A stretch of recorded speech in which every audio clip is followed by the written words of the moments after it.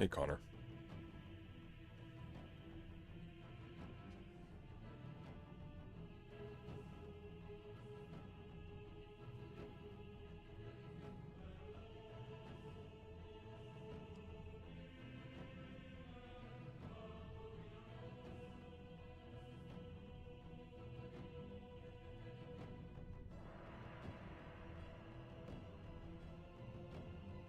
Sunday, this music is garbage.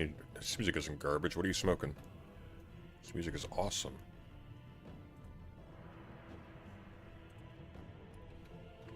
Jesper Kid deserved an award for this soundtrack. He didn't get one. Not to my knowledge, anyways. Good morning, Sunday. I'm in Japan today. What are you doing in Japan? The source of all this madness, incidentally. So what caused you to pick this up as a topic? This is actually it's not a this is not a topic that's really unusual for me. It's just the I think people are sort of missing the forest for the trees here. And of course, right now they decide to wax the floor upstairs. Um, so the NPC phenomena. We're actually going to be joined by Demon Mama shortly, as it turns out, just off the cuff, in a couple minutes. But I've talked a little bit about something that has not been given much attention at all, and that's the social and political significance of the ASMR phenomena. So the autonomous sensory meridian response. Basically, if you are of such a psychological disposition, whatever that means, that if you hear certain sorts of sounds, maybe associated with some kind of skilled activity, this is why unintentional ASMR is very popular. You have a physical response, sort of like this. It's kind of like, it just kind of feels like the tingly sensation you get when someone gently strokes your scalp in a certain way. Some people don't get it. Some people do get it, and then it gets sort of, they overindulge, so to speak, and they lose the capacity to it. It seems to disappear for a lot of people when they deal with large amounts of physical stress or psychological stress or things like that. Not there's a sharp distinction between the two. But it's the reflective it's the reflection of a phenomena that people have been talking about for a very long time. Positive associations, right? So at the beginning of Brave New World by Aldous Huxley, they're going through the factory, basically, that produces these citizens of the dystopic state that Huxley's depicting. And there's one room that they pass through, and toddlers are put into a natural foresty environment. They're crawling around, enjoying themselves, and then they're electrocuted, like that. So there's a negative association created in their minds at a very early and formative stage between the natural world, the thing that is completely covered over by the artificial cities in which they'll live and work and die when they grow up. There's a negative association built with the natural world, and therefore the quote-unquote modern world, the technological concrete world, that is now a refuge. I would submit that the political influence of people who have managed to tap into that kind of thing, who have managed to create an additional physical response with their speech, has been immense. I think it's accounted for the success of a whole ton of pundits, and has therefore accounted for the proliferation of their message. I think someone like Christopher Hitchens is a case in point.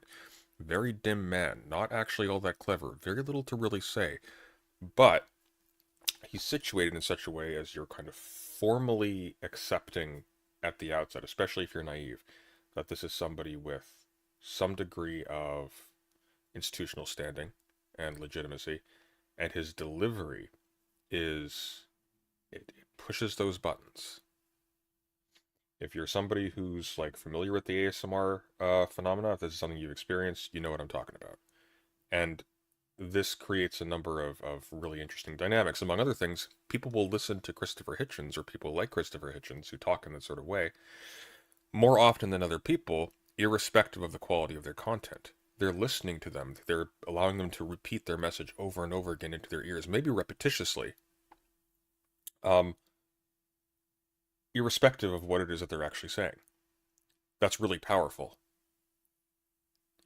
That's really powerful. Why am I talking about ASMR? Well, I don't think it's a coincidence that a lot of these TikTok NPC uh, creators are also ASMR creators. One of the biggest ones is, hang on. Da, da, da.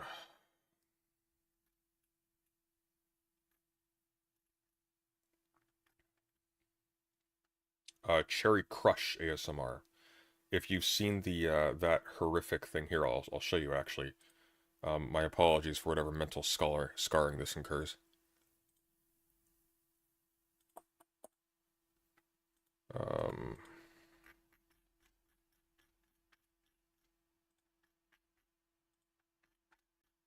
yeah, here we go. This is horrific, so be warned. Content warning, folks.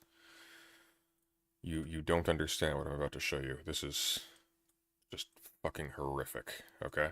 This is, for people who are not familiar, you know what an NPC is. An NPC is a non-player character in a video game. They typically have repetitious, um, like gestures and things like that. They're sort of automatic. People have started to emulate this on YouTube and TikTok for money. It's essentially, it's I don't know if it's sort of a form of sex work, but it's definitely in the ballpark. No, I do not want to see your Instagram. Wait, what? I didn't even press that. Hang on. Here we go. God, this is so weird. Okay.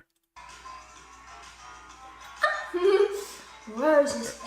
Okay, I'm taking my earphones out while this is going. I'm literally getting psychic damage from listening to this. Jesus Christ. Sushi. Cute. Okay. No spicy. Lollipop. Yum. Alright. My sincerest apologies for that. That was physically painful.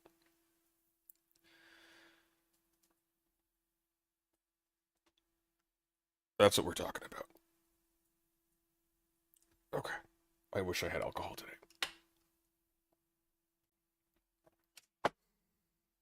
So, why am I talking about ASMR? One of the things you will notice... Let's get that off the screen. One of the things you will notice with stuff like this is the high level of attention to framing. This is not a person who allows you to see herself, at least in this production, as somebody who exists in 3 dimensions, right?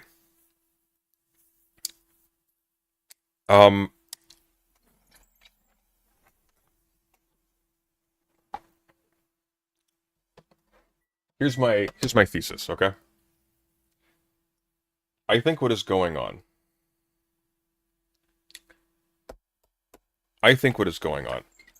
is there's sort of a feedback loop happening where representations of human beings within complex contexts in things like anime representations, say, or increasingly in film that is inspired by anime representations of things, or video games increasingly.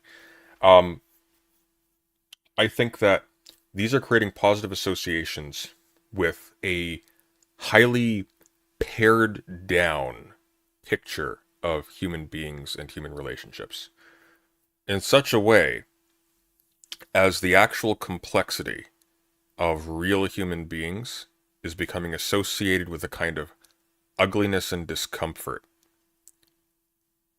that makes it so that this sort of thing provides a refuge for people. I think what's basically happened is people are coming to associate personal complexity and get off my screen, and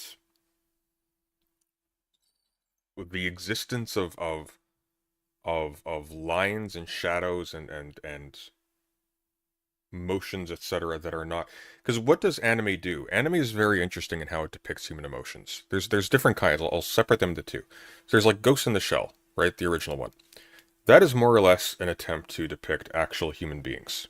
It's a fairly realistic style. The characters are about as emotive as an actual person. They all basically have poker faces on the entire time. Their faces are not distorted ever. And then there's the kind of anime that people are more familiar with. That's more the kind in which, oh, a character's nervous, giant teardrop represented on their face. Oh, they're embarrassed, giant lines, giant red circles on their cheeks. Oh, they're angry. Weird little like vein representation floating above their skull. Oh, they're embarrassed or confused or startled. Eyes reduced to dots. Human expression and human emotion and depthful human interactions are reduced essentially to emojis. And here's the thing: if your real world is miserable and you don't have meaningful, depthful relationships with the people around you, and you don't have a hope of getting them, and your life is basically without meaning and depth, you haven't developed yourself into someone with anything interesting to say, you're not doing anything interesting, there's no adventure in your life, your entire existence is basically just slaving away in a gray box to buy a bigger gray box to eventually grow old and die in. Um, your perception of real people is going to be very, very dim. Um, and you'll escape to this stuff. And what essentially is happening here is the things that people find attractive in other human beings are being pared down. And the stuff that we actually care about, the stuff that we actually value in human interactions, is pared down. And so, like the infants in Brave New World who are being electroshocked by around images of nature and things like that, real human beings with interests, with goals, with stuff beyond just the bare presentation in two dimensions for the player character's amusement. Like it used to be the case, or it still is the case. For example, like on erotic video games are a thing. But typically, these are representations of real things, and they're real things put into a situation where the player, or in the case of pornography generally, the player or the viewer or whatever, gets a level of immediate gratification that they can't get in real life. Because in real life, if you want to be erotically involved with somebody, that takes typically a lot of time and communication and awkwardness, and it's terrifying and stressful and expensive, or can be. Um, there it's just like, oh, no, here, we'll give you what you want, you'll get your dopamine hit, you'll be able to carry on, kind of thing. It reduces social interaction to masturbation, to masturbatory purposes, for the sake of that in particular. But what's interesting about this is that it's actually swapping out the thing being simulated for the simulation itself. Does that make sense? By the way, it has not. I have not missed that we have exactly 69 concurrent viewers at the moment. So nice.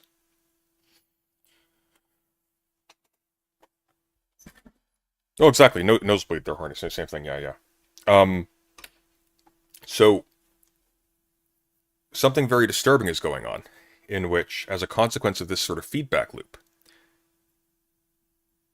what people are becoming increasingly attracted to, or at least the people who are putting in the immense amount of money that is making the NPC TikTok meme work. And by the way, here's where I think this is important. This is not new. This is just a novel configuration of something that's been going on for a long time, but accelerating. What are we looking at here? When we look at this, what are we seeing? We are seeing pure gender. There is no person behind this. This is purely just stop getting on. God, this website is fucking awful. Look at this. Um, we are seeing a situation in which human beings are being reduced radically to those emojis. That's all that's left. See, one of the disturbing things about the art form, like the anime styles that sort of inspire this whole sort of presentation,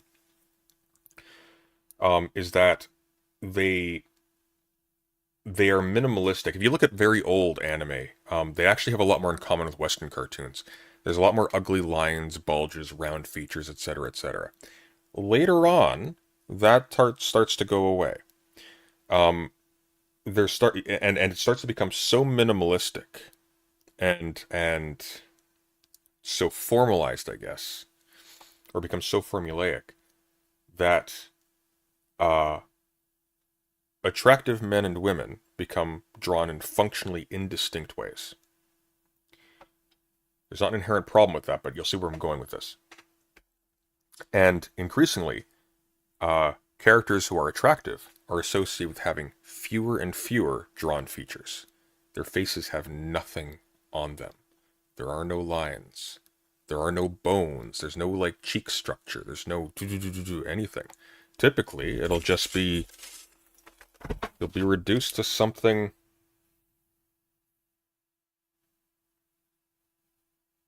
sort of like this. Essentially reduced to a mannequin. And once again, like when you pay attention to this, I'm gonna mute it this time. Don't worry, you're not gonna have to listen to this horrific thing again. Dear God. I'm actually going to turn the volume completely off. Just for this. Because I do not want to hear this again. Notice the framing. That takes a lot of work. She is maintaining a very specific posture. You cannot see lines. You cannot see shadows. You cannot see dimension. Alright, enough of that. That is honestly so fucking disturbing. But, you want to listen? Go listen on your own time. I'm not listening to that again. I have other stuff to do today, and I will be mentally unwell if I continue to watch that.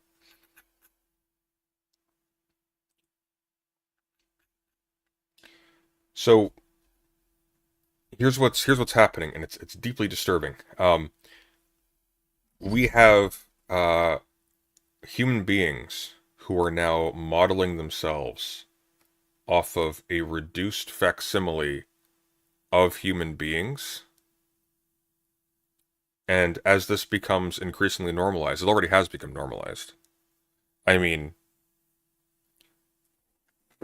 fundamentally, it's the one intrinsic danger in online sex work, for example, that we don't really have the capacity to come to terms with. Because there is a level of, I guess, making generic that becomes very difficult to grapple with. Because you end up in a situation where the sex worker themselves becomes so divorced from the presentation that the presentation sort of takes on a life of its own. Jinro is good. I haven't watched Jinro. I've seen bits of Jinro. Jinro looks fantastic. So it'll be interesting to see how this actually develops in honestly, probably in a disturbing way because...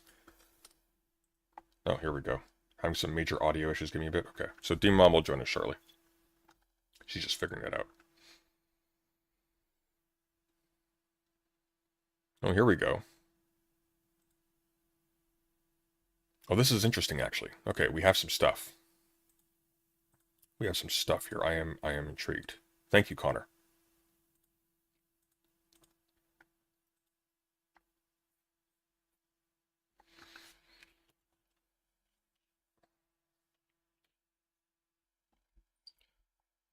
This is a new kind of hell, not gonna lie. It's actually a very old kind of hell.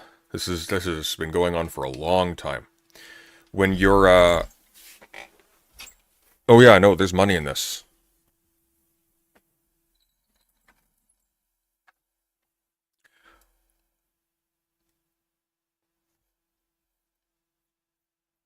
So, what are people getting out of this? I think that is the immediate question. What are people specifically getting out of this? And to recap sort of the last 20 or so minutes of discussion, what people are getting out of this, I think, is the illusion that the people around them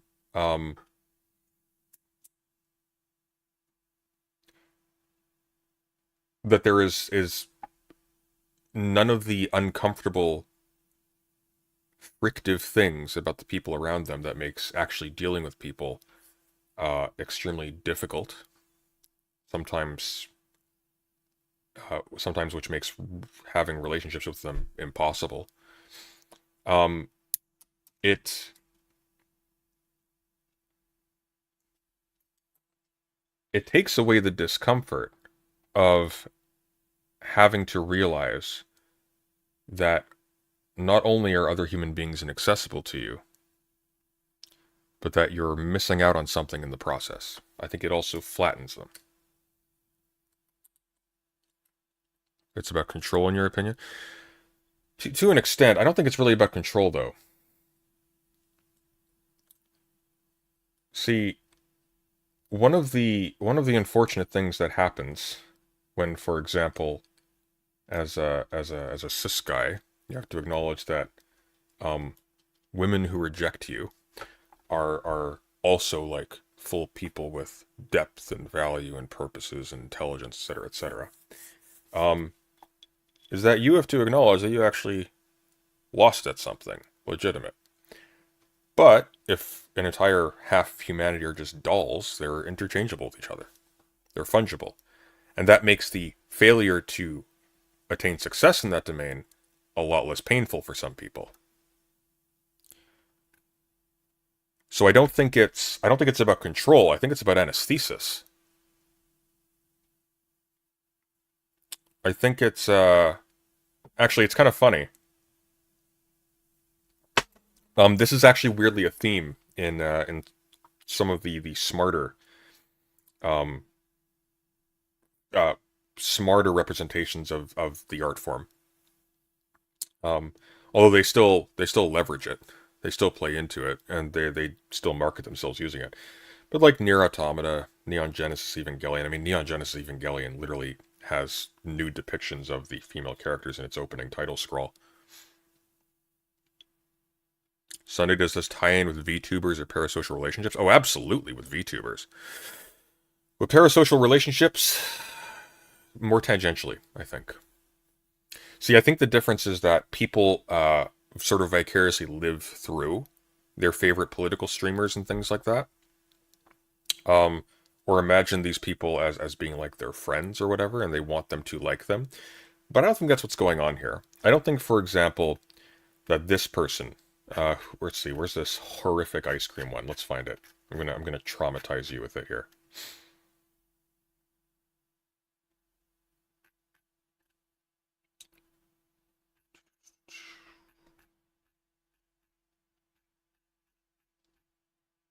Uh, oh, here's interesting. Pinky Doll breaks character. I'm actually kind of curious about this one.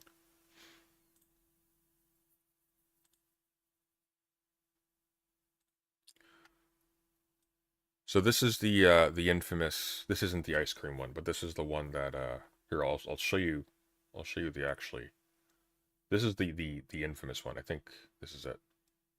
The newest fad to hit TikTok. No, that's not it. Hang on. Give me a sec. Let me find it.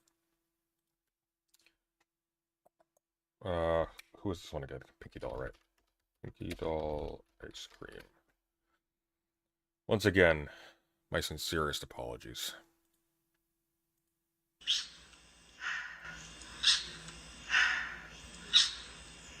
The earliest still accessible TikTok on Pinky No, Doll's I don't. account. I don't want this AI generated thing. Hang on. God, even the fucking commentary videos are AI generated now. We are doomed as a species. Give me a moment.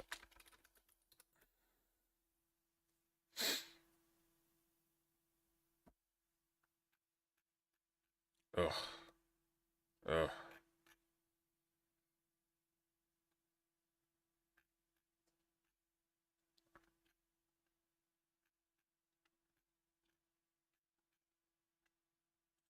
Bear with me a sec. Somebody sent me the actual thing.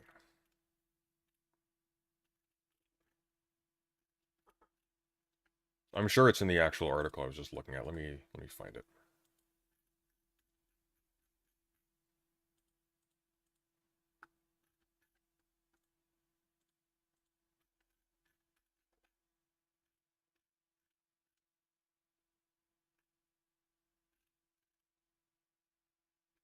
Here, I think this is this might be it. Ice cream so good, gang gang. That's it. Ice cream so good, gang gang. Ice cream so good. It was you, him. Take your melon, take your Nelly. Slay, grab, pop, amazing. Oh, take it, Danny, I love you. Gang gang. Yeah, strong woman. Yeah, strong woman. Okay, so apparently she breaks character down here. Tu m'écoutes pas, je vais venir te prendre moi-même. 5, 4, 3, 2, 1, 0. Vas-y, va mettre ça dans ta chambre, c'est pas un jouet. Balloon. Meow. I don't know what that was. Okay, anyways, you get the idea.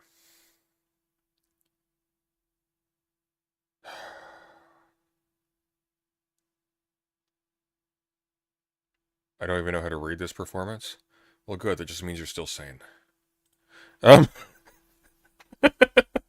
Dear God. There is, like, legitimately skill involved in that. Like, it is a performance that takes probably a lot more energy and time than a lot of people who do that kind of thing. But just, dear God. But in all seriousness, I think what this is demonstrating is an extremely toxic undercurrent that's been gaining a lot of traction recently. I think as people increasingly have to spend all of their lives doing drudgery that doesn't actually improve their lot in life, but just keeps them kind of going in the vain hope that there's some kind of light at the end of the tunnel, I think we're going to start seeing we're gonna start seeing that become normalized in different ways outside of that sphere. That itself is a representation of that, right? See, here's the thing.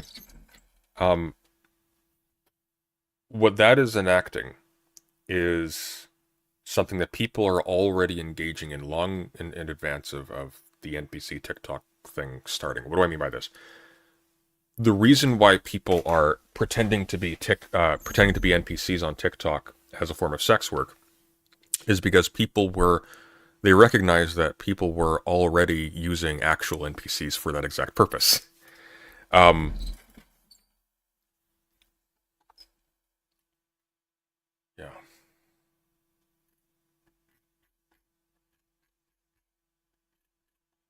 Can't wait for NPC porn.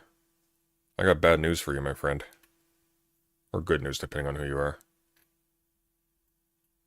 That's been a thing for a long time now. That seems like it's designed to entertain people with severe mental disorders. No, not at all. That's the disturbing thing. It's not meant for a specific audience. I think this is very generalized. I think this is an extreme sort of cringy form of something that's been extremely normalized for a little while now. We're in disturbing times. If you want an interesting take about this, watch the video about postmodernism by Plastic Pills. I'm not generally impressed by Plastic Pills. Okay. I mean, that's what POV porn is. Yeah, but here's the thing about POV porn, right? So there's something kind of interesting about this. What's interesting about this isn't that they're sexualizing video game characters. What's actually interesting about this is that they're not. They're taking a form that has itself been used as a surrogate for sexuality, because there's nothing sexual about this. You have definitionally. See, here's the thing. An actual sex worker, you can pay an actual sex worker enough and maybe they'll even have sex with you, or they're actually they'll give you things, right? You can't do that with an NPC. You are constrained by the rules of the game. These people are acting like people who are less accessible. The product is not sex, simply. The product is sex that has had all of the uncomfortable associations with sex paired off, cut off. This is a human being that has been, at least in the presentation, this is a presentation of a human being stripped down of detail. That's very interesting. That has become... Yeah. Would you consider Smith an NPC? God, no. Smith's an actual person.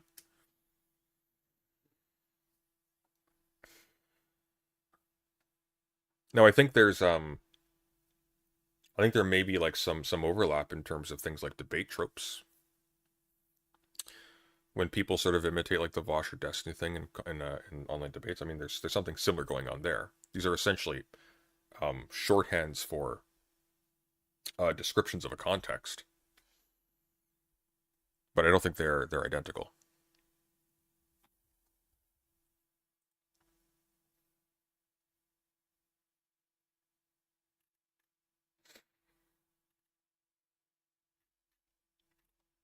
So, yeah, this is just like hentai in idealized form. It's not that deep. Well, it kind of is though, because once again, there's a distinction here. Um, Animated porn is not the same thing, or drawn pornography. Well, it's simulated. Um, it's not identical to what's going on here. This isn't a simulation of sexual activity.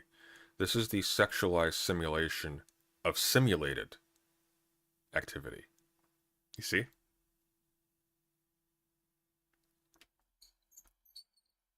This is going to one day involve VR? Buddy, we're there.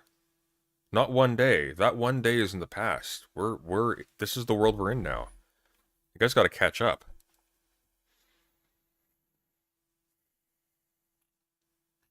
The issue is not that the content is deep. You guys, like, a lot of you don't understand how social analysis or psychology works. The issue is not that the content, that this material has intellectual depth to it. The depth lies in what gives rise to this at all. Why on earth there is a market for this? Why on earth this has even become a trope? That's very interesting. That's a deep question.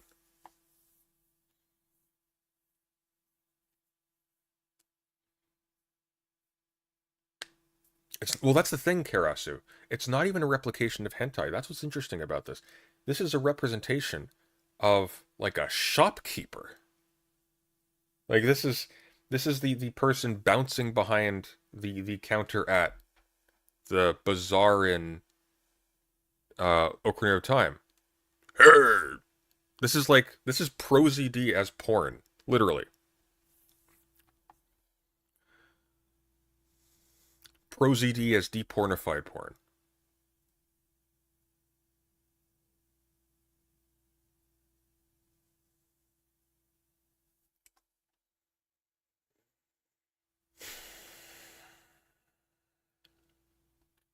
I'm not saying that the content is deep. I'm saying that the reason for why it's simple. It's not though, Sithu. You're actually just fundamentally wrong. And frankly, if you think something is simple, odds are that's because you've been severely misled. Because nothing about this is simple. This is one of the most complex phenomenon in history, actually. Like a lot of things right now. This is bizarre and deeply complex.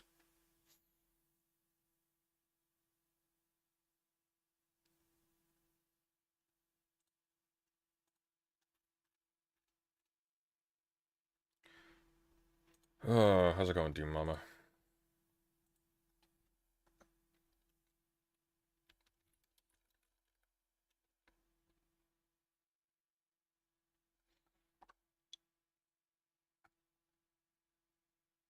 Chesterton's fence be damned.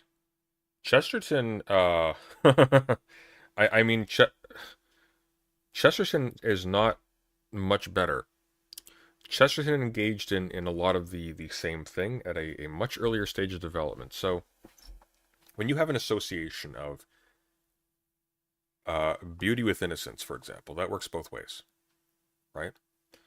Um, that makes the innocent the beautiful and the beautiful the innocent. And if you have associations with either of these things that are, let's say, not good, well, we know where this goes in the anime realm. But the reason why I say this has been happening for a very long time, I don't just mean from the dawn of the internet or from the dawn of anime. I mean, this is what you're witnessing with this is actually the purest representation of gender overriding the reality of the person it is being assigned to. Does that make sense?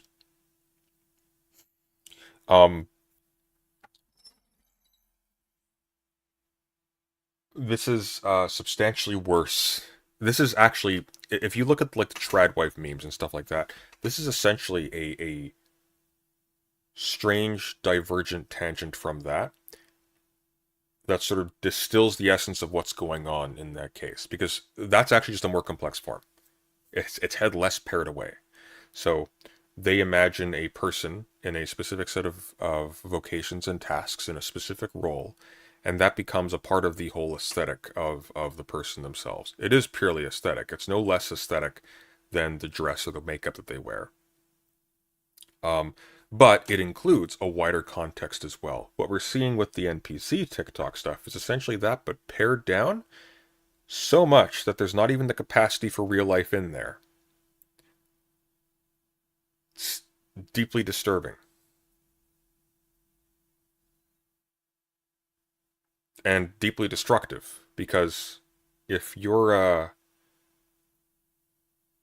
if you are only positively capable of engaging in an emotionally satisfying way, or I guess not an emotionally satisfying way, that's probably the wrong word for it. If you only have positive emotional associations with a pared down shell, like a skeleton of human interaction that only highlights the little emoji elements of expression of emotion that sort of triggers some kind of positive thing in your brain, if that's the only part of, for example, a interaction with somebody of the opposite sex that you're capable of enjoying, or just period, then you are actually not going to be able to positively engage with people as people in a more complex way. You're not going to be able to deal with the complexities associated with, medical issues, aging, life goals, work, the tedium of day-to-day life, the fact that as people age, they physically degenerate, they become coarse, they have lines, their hair recedes, it goes gray, they grow hair in other places, their muscles change shape, their backs change shape, etc., etc. You're not going to be able to handle that. You're going to be like Keemstar in your 40s, hooking up with somebody who's 30 years your junior. Not that that's intrinsically, you have to be really careful here. Not that there's an intrinsic issue with people with age gaps getting in relationships, but when that becomes the selling point, you're not looking for a partner or a peer. You're looking for a doll. And I think that's what's going on. We are seeing people reducing other people to dolls, not because of a fetish. And I think this is the crucial point. This isn't a kink. It's not hyper-specific. I think this is anesthesis. I think people are doing this because actually dealing with actual people is extremely painful, and we are addicted to the thing that makes relationships and stuff like that painless.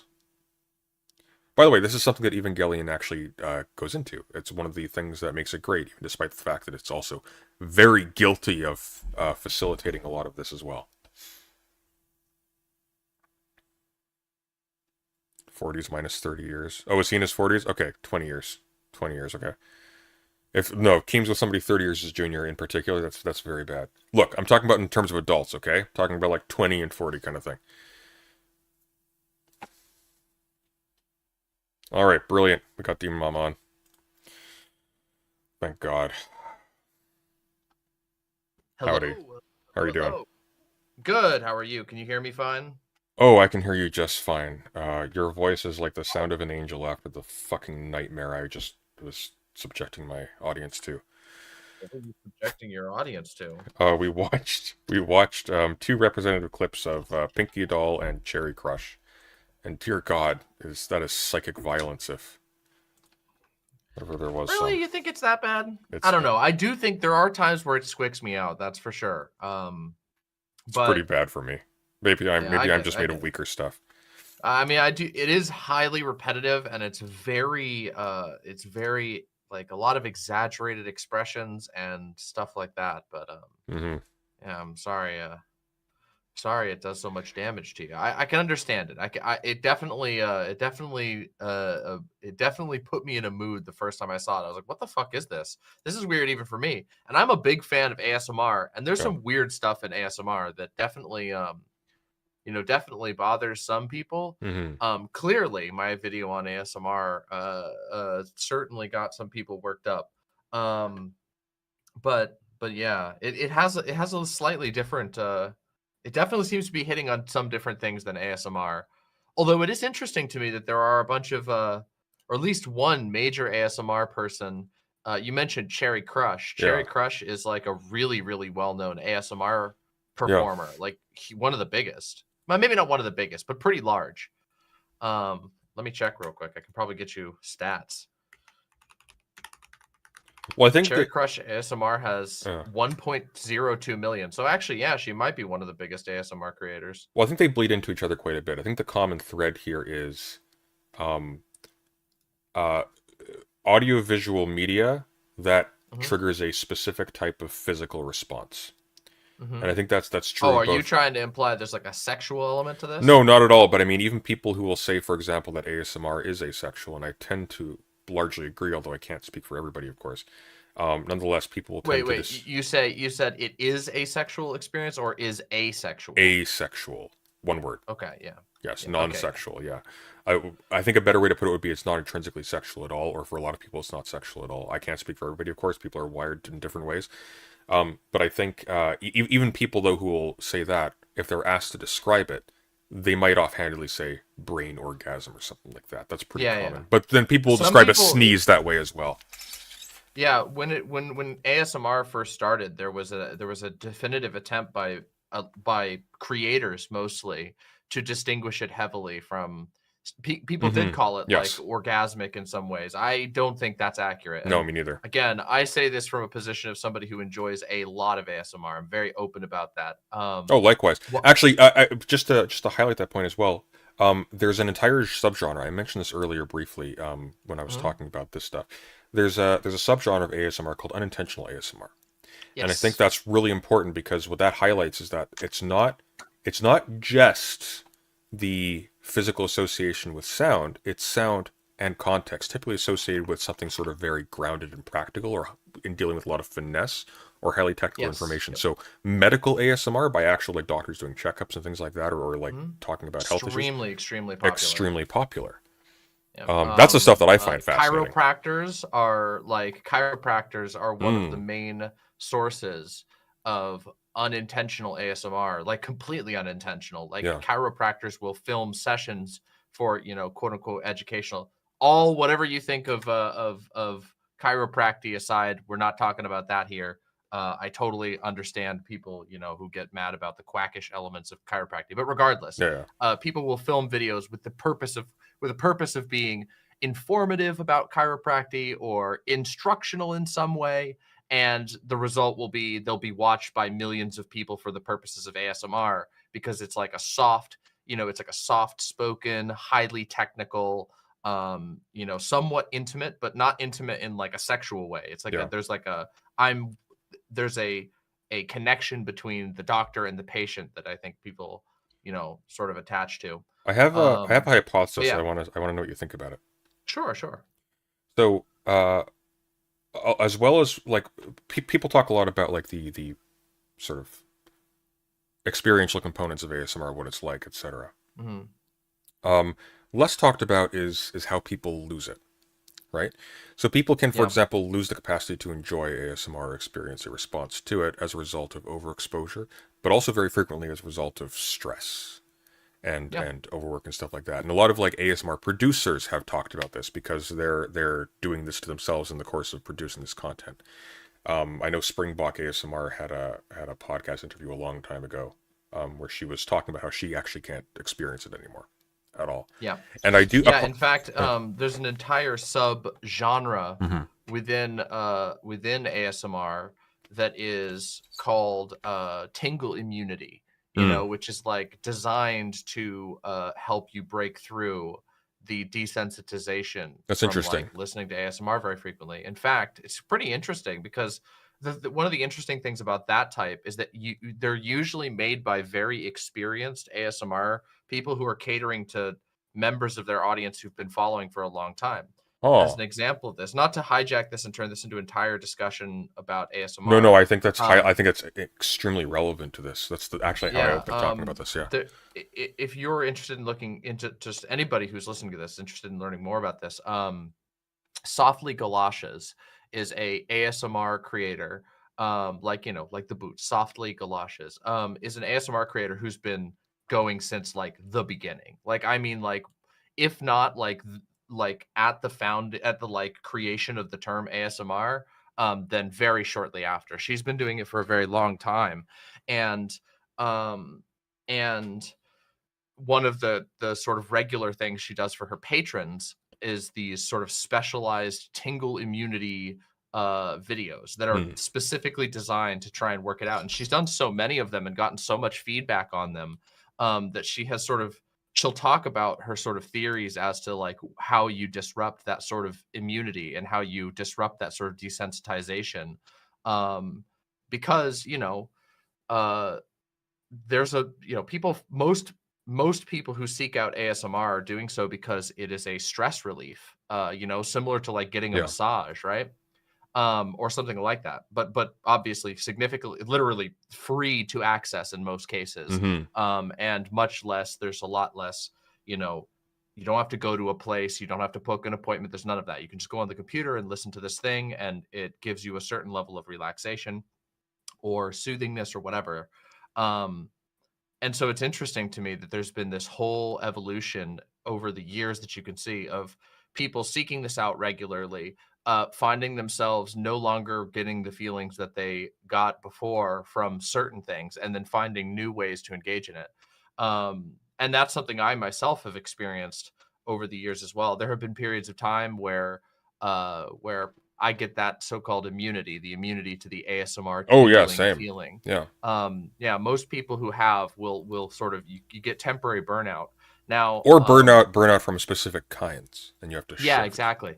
And yeah, there's like, and Mm. also it's extremely common for people to just completely change what they're interested in over the course of years, as far as like what things actually activate the sensory feeling.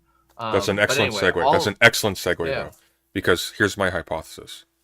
okay. Um, I have a suspicion based upon the way in which there is significant overlap, not just between, for example, uh, pornography or online sex work and things like that, and also Mhm. ASMR, and therefore also this NPC thing.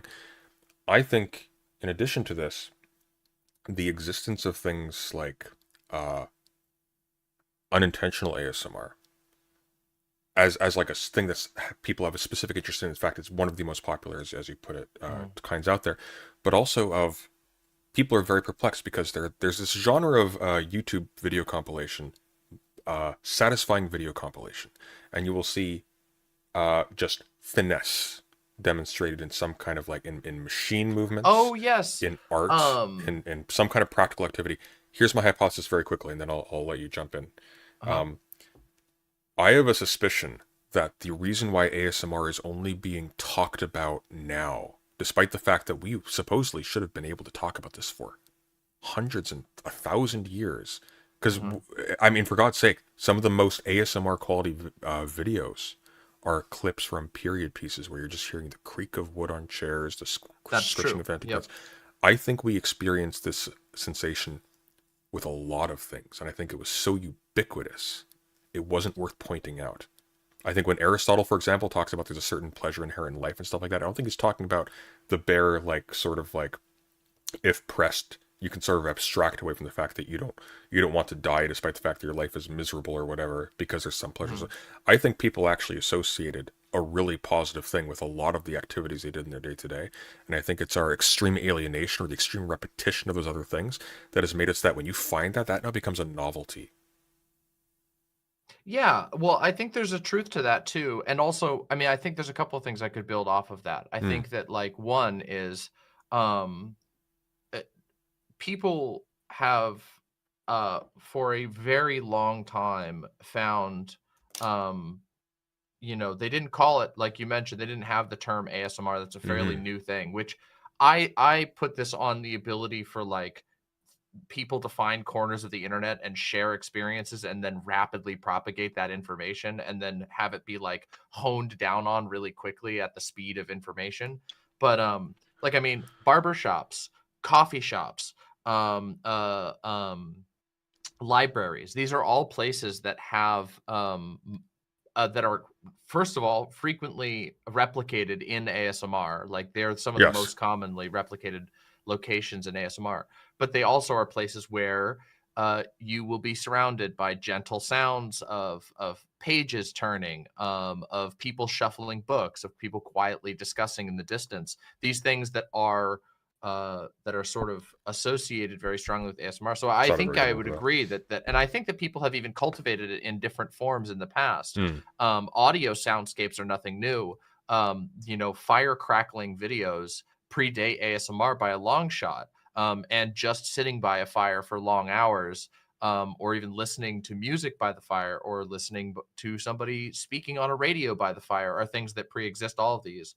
I do think that there's a I do think that you're right on something, which is to say that, like, there it is simultaneously easier to find people to discuss it with in language, and harder to actually find the experience on a regular basis. Yeah.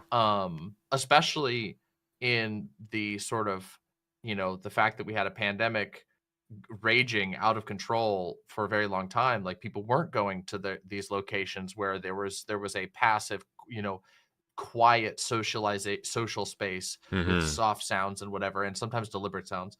I Or on the I flip think I agree side, with you. public spaces in airports and malls gained that True. quality. Yeah. Yeah. Yep. Yeah. Yep. Yeah, I think you're right. Um, and as far as how this ties to the TikTok NPC thing, I do think there's overlap, and I'm, at least my approach to it, I Mm. think that, like, much like with ASMR, where there is a subsect of ASMR that is explicitly sexual, and there is also areas of ASMR, there are creators that, like, sort of personally delight in blurring the lines between the sexual and the non-sexual, which I think is true about everything, honestly. I don't think that's unique to ASMR, Mm. but I think it deserves attention being drawn to it. I think that's probably the case with this TikTok NPC thing too. I imagine that there are um, some creators that are doing this for, you know, to appeal to a specific kink that may lean in certain directions, and then I think there's probably something else about it that is independent, much like I said with ASMR and Mm. almost any, like, art that you could distill. You know, and there are varying degrees of comfort that people will find with that, I'm sure. The TikTok NPC thing is so interesting because it is such a, it's like a, I think it's I interesting, don't know and what it I is. It's disagree with like you. a distilled audio loop, distilled reactions that are without context, that are removed from context. Well, I Which, think it's pure. I think it's the purest representation of the distillation of how we view the woman gender through the lens of our most popular media. I think what it is, and I was talking about this earlier, hmm, I think what it is it's taking all of the painful and uncomfortable and sort of three-dimensional elements of human interaction. Because the thing that most strikes me about the NPC TikTok meme phenomena is hmm, how non-sexual it is. It's taking a thing that is a representation of something already sexualized, paring down the uncomfortable elements, and reproducing it again as something that is anesthetized and sort of simply, quote unquote, wholesome to somebody who hmm, cannot stomach real human interaction. hmm. I Or think I that's can my see where you're coming hypothesis. from Yeah. with that. I think there's also, like, probably an element There's of the probably a same kink there thing. too. Yeah. I mean, yeah, I know for a fact Oh, that yeah, there is. definitely. Yeah. I could tell you that, you know, as somebody who's fairly well versed on kink and the various types that exist. There Excuse me, definitely madam. is. This is a goodly Christian channel. Oh, I'm sure it is. Yes, very much so. But I think there's also, like, at least from what I can see, I do think there's another overlap that hasn't been discussed Mm. as much, um, which is uh not with, although you could argue there's also this overlap in ASMR too, but in other things. Like, for example, ASMR has overlaps with like slime squishing and soap cutting and things like that. Even though those aren't technically necessarily ASMR or even sought out by people who generally enjoy ASMR. And they also have an overlap with that oddly satisfying thing you mentioned, like machine parts that click together repeatedly very well. Um, I do think that like this sort of like contextless stream of like repetitive vocal and visual actions um, fits very well into a similar slot as things like the soap squishing or the soap cutting and the slime squishing, Yeah. where it's like it is an oddly satisfying, um, reassuring, consistent mechanical loop that's happening in front of you that can slot in at any point without any effort, like with almost no effort by the viewer. You can just sort of pop it on and have this thing, this stream of stimulation of some type. And um, I I can't help but notice that like a lot of this is popular on TikTok, you know what I mean? Yeah. Where TikTok like constantly incentivizes um like a pipe of content being like fed to you. And people do stop and watch these things. They watch the oddly satisfying videos. They will watch a video that like what people call content sludge, you know, which is like the footage of slime, the footage of a tunnel runner, Yeah. a person talking, and text on the screen. Mm-hmm. And I think perhaps there's a simple like a simple job that these things are filling, which is just that like they represent a consistent and repetitive break from whatever else that you might have been viewing in your content pipe at the time. They're like a white noise that is reassuring in that way. And I don't mean to like super like psychoanalyze it because I'm not 100% sure Yeah. exactly the demographics of people who Oh, me seek this neither. stuff out. All I know is But I it's big. certainly, but it's huge, and it's Yeah. huge on TikTok. It's huge in a place that is otherwise incredibly high pace and incredibly fixated on novelty. And this is not necessarily novel. It's instead highly repetitive and mechanical almost, but performed by a human. So it's interesting in that regard. It's got that novelty to it, but otherwise, it's something you can expect. You can expect an ice cream cone. You can expect the noise, the repeated noise. There's not going to be any. You're not going to, suddenly have somebody going, "Hey, what's up, YouTube?" Blah, blah, blah, blah, you know what I Oh mean? You're God. just getting somebody who's going, ice cream, delicious, nice, very nice, gang, gang, gang, gang, ice cream cone. You know, it's like uh, maybe there's like a unstructured meditative aspect to it. You know what I mean? Which I think is something, like I said, that you see is Yeah. consistent between things like ASMR, things like oddly satisfying slime videos. No, I'm picking up Yeah. what you're putting down. I'm just horrifically reflecting on the fact that Wick has decided to refer to his audience as gang constantly after you said that. It's deeply disturbing me. Oh, Oh my God. well, I mean, gang, gang. Yeah, what is that, by the way? Why do they say that in particular? I don't know. It's Gang, gang. a slang thing. Gang, gang. It's like I don't know. It's a slang thing. I couldn't explain it to you. Hmm. You'd have to see it. It's just a thing people say. What time are you talking to Shark I tonight? don't. At around 5, so I've got a little bit of time. Okay. Yeah, that should be interesting. I just had to do. This is totally off topic, but Oh yeah. the reason I was a little bit late, took more than 10 minutes, was I expected my audio setup to be a little bit easier to switch over.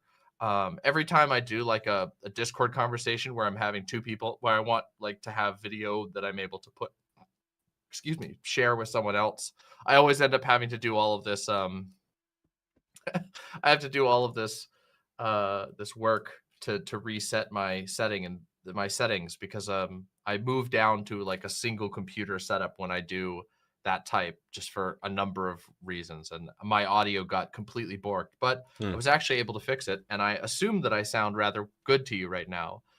Crystal You know, clear. It's very, very yeah, crystal. Well, that's great then. That's what I was hoping for. And hopefully this will all hold through and I'll be able to do my stream tonight without major issues. Yeah, I don't want But to take up too much of your yeah, time because I want you to no, have you like a can take chance as to much time. recover before you. I know you have the stamina of a god when it comes to this kind of thing, but I always, you know. No, I mean, today on stream days like this where I'm doing conversations with other people, I tend to be kind of in the zone from the moment I wake up. Like, you know, I struggle to like relax until stream's done on days like that. So, I mean, if you want to talk a little more, that's Well, totally here's fine. here's another Don't feel afraid. hypothesis. Here's another hypothesis for you. Sure. I think the ASMR phenomenon is why people like Jordan Peterson, and I think to a certain extent even people like Destiny, are popular. I think when you look at if you sit through a Destiny stream, this is 90% of it. Just mouth sounds and just like clicking and just grounded stuff. And I think that's no a doubt massive part. Yeah. the ASMR streams are hugely popular. Even on Twitch, they're one of the more popular categories, and most of those are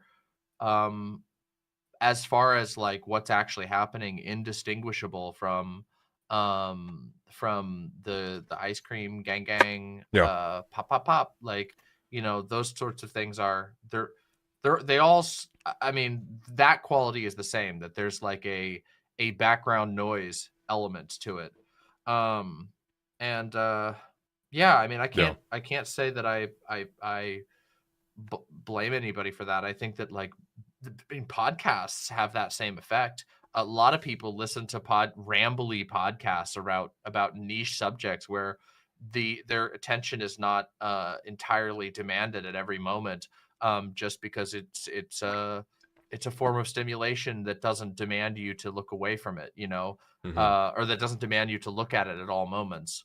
Although I do think that there are you know, obviously there can be drawbacks to that type of content, but that's the case about everything, you know. In fact, it's funny that you should mention that, because to jump back Oh, excuse me, sorry. oh, no problem. To jump back and tie it back to something we were discussing before, one of the tingle immunity things that these ASM artists have sort of like a number of them have sort of agreed upon is that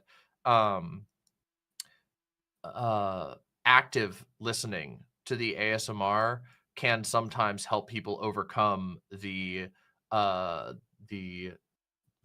immunity effect, because, you know, your brain starts to tune it out after a while. So a lot of these tingle immunity videos will explicitly ask the viewer to focus on the video as opposed to listening to it as a background noise, which is often the case for a lot of it. A lot of people listen to ASMR while doing something else, while playing a card game, while reading something, while doing work or something like that. It's interesting that you should bring that up. I'm gonna look into that because I am really intrigued as to how that whole thing works.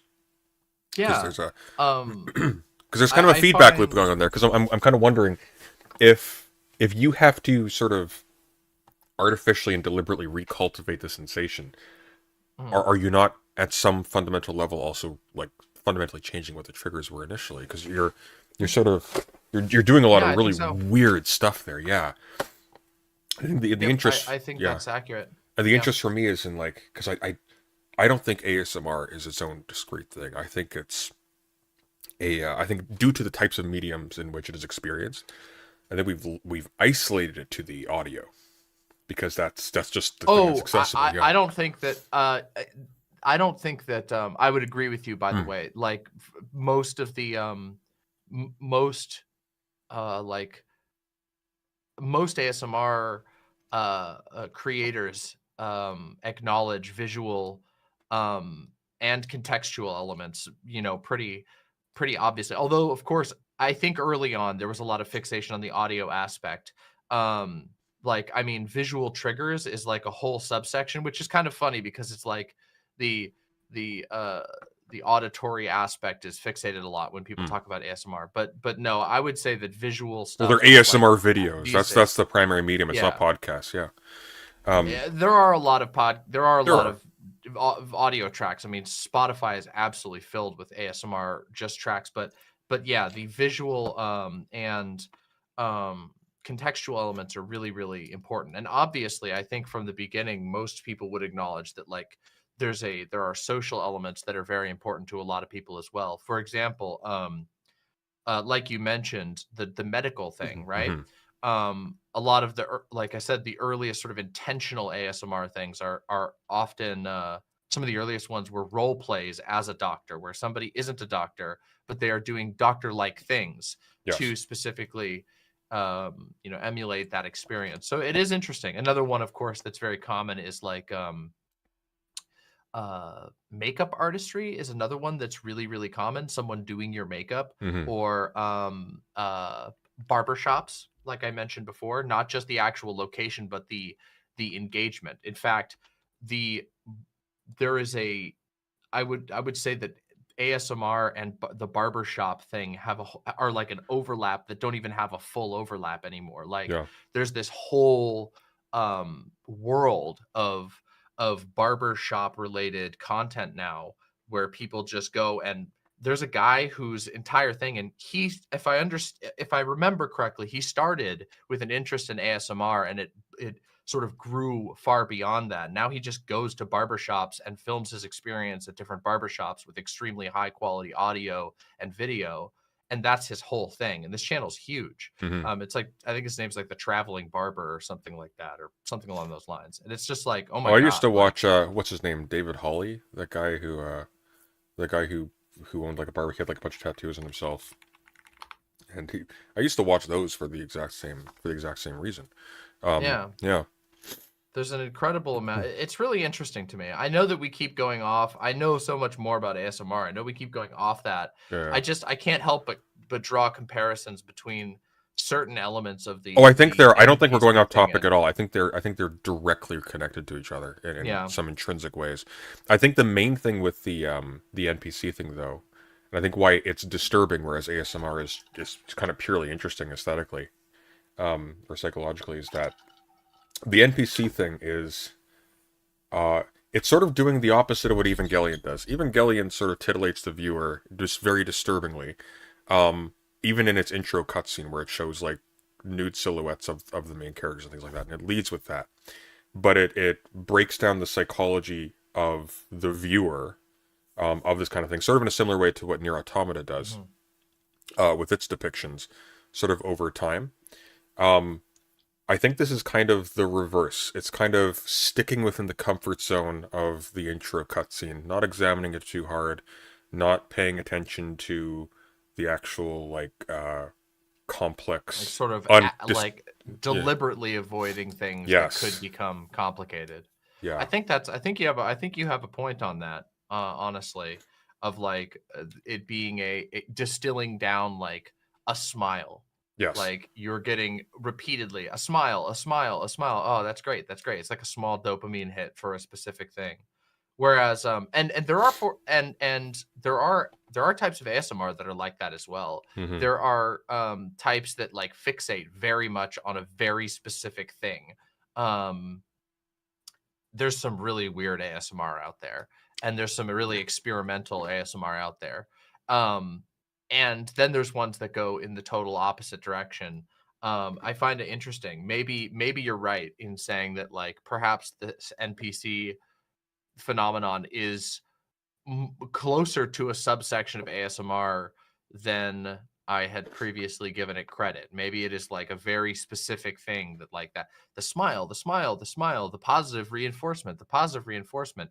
I know that some of them do like little things. Like I remember the Cherry Crush one has the like yuck spicy or whatever, that's like mixed in there, but Yeah. it's like very cutified. There's like a cartoon voice that she uses. Or And so I'm it's wondering if creepy. that's the It's like case. it's anti-cute and it's creepy, but the discordance itself has become itself a trope that has sort of Yeah. made it a part of that thing that sort of reaffirms the whole Yeah, thing. where Yeah. it's like those little like those cartoons that like I'm trying to remember. There's this Hot Topic character that was very popular for a while that was like a bunny that said like shitty things.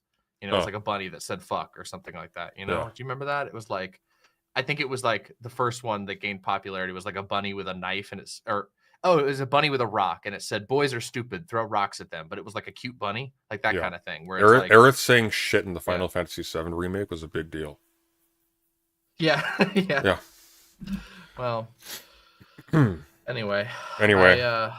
what are you Sorry, guys I talking hope about that I was able to Oh no, that was offer some like I some really like insight or whatever, or maybe some clues. I certainly find it interesting. I won't lie and say there aren't aspects that are somewhat off-putting to me. But I would be totally I find it hypocritical physically completely. difficult to watch. That's not a Yeah, judgment on I can anybody. I understand just that. like dear. Yeah. But I would be totally hypocritical to like lean in on that too hard, because of course tons of people feel that way about a lot of ASMR Of as course, well, yeah. where they feel repulsed by it. And I can understand that. So I don't know. I look forward to the development of the NPC meme. I want to see where it goes, and I want to see if I can try and hopefully in the future figure out the people who like it. I'm not going to invest a ton of time into this, of course, but I'm certainly interested. I'm watching and observing from afar. Yeah. Yeah, I guess that's all I had to say. What were you going to ask? Sorry. Well, right now I'm contemplating asking God if he thinks it's time to reset yet. But Yeah. what I was gonna mention to you briefly. First of all, thanks for coming on. Of course. This is wonderful talking. Always happy to talk with you, of course. I'm also gonna make an executive decision because there's no way in hell that Zanzi's gonna play Kenshi by the end of the month. I think this month we're gonna do BioShock. What do you think?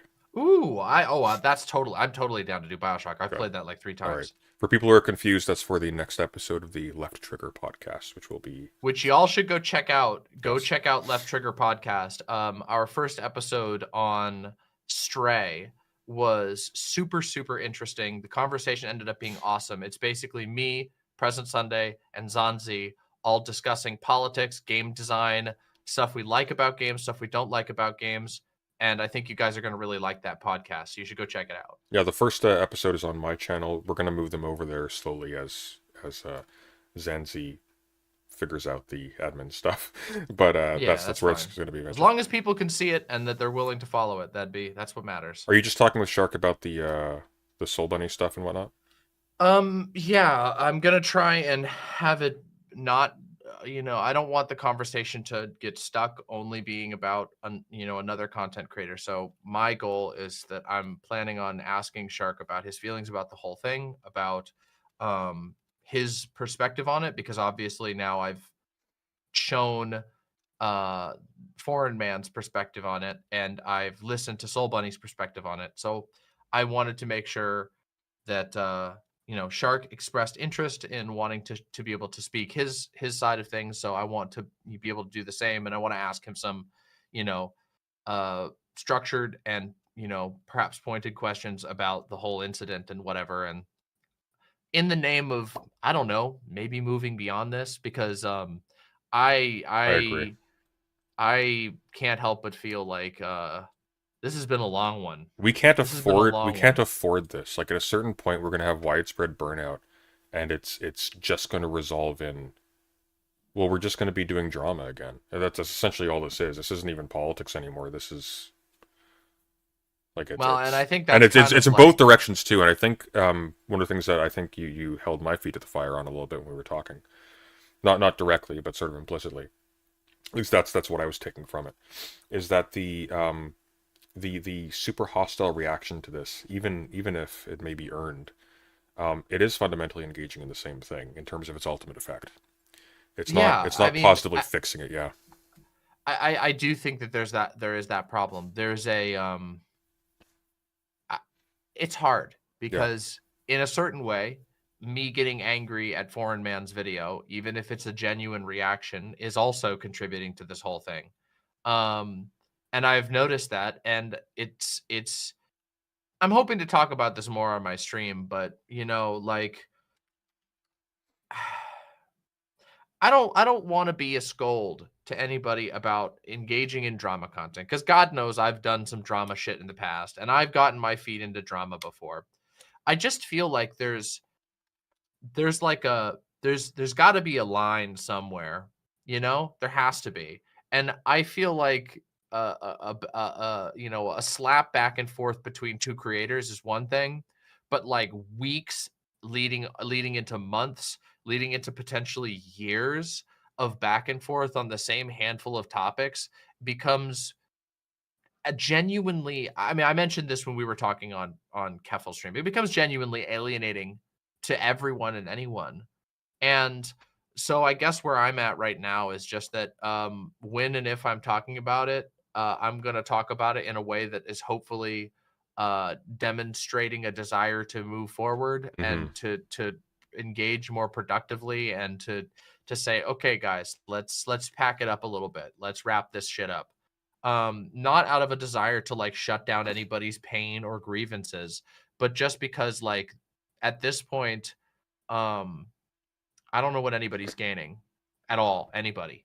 I don't even know if anybody's like having fun. There's the jokes and whatever that are being made. I don't know. So my hope today is that I haven't seen Shark talk to anybody else about this really. I could be wrong, but I asked to at one point a little while ago, and he refused, which is fine. Well, I'm hoping so that I don't think he's been. that I can be a even-handed interviewer about this particular topic, and that it can be productive, and that maybe we can begin the process as a messy, poorly drawn space online, sort of moving on to different things, because it seems like a lot of people are like just kind of hurting, and it's just cycling and hurting and cycling and hurting, and I think that sucks. So I don't know. Oh, I hope that made sense. That felt very rambling. No. That made perfect sense. I hope it goes well tonight. Good luck. I appreciate that a lot. Don't overdo it, okay? You have to not die too, right? Yeah, I actually well, I have some travel coming up soon, so don't worry. I'll be taking some time away from all of this work. So anyway, President Sunday, it's been wonderful as always talking. Thanks for having me on to talk about ASMR and NPC stuff, and to all of the squids out there, I hope you guys have a wonderful rest of your day, and I'm sure some of you will come by later tonight. I'll see you there if you do. Yeah, how long till that starts? It's 3 p.m. About an hour. So about an hour. Okay, I'll probably in about an hour. I'll probably send my squids your way then. Oh well, I appreciate that very much. Have a good rest of your stream. Yeah, you too. Thanks for coming on. Good luck. Bye. Bye. All right, I'm gonna refill my drink, and then we're going to move on. Thank you, Manic Jackson, for the 5 gifted memberships. I really appreciate that. Somebody asked earlier something interesting that I have a response to. Let me find it quickly.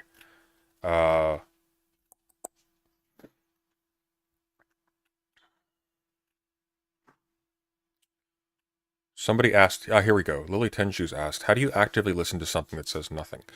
How do you actively listen to a stream or the wind or stuff like that when you're outside? That's exactly how you do it. You're not focusing on the meaning of the sentences. You're focusing on and simply basically cutting out everything but that particular source of stimulation by itself, and you're hyper focusing on the sound by itself, not the words. Sort of like how a mantra works, right? Okay. I'll be back shortly. We're going to go into our next segment, which will probably be Amnesia. Or we'll see. Maybe not Amnesia, because we only have an hour until Demon Mama streams, so we'll see. But I'll be back in a couple of minutes. Everybody grab coffee, and then we will press on.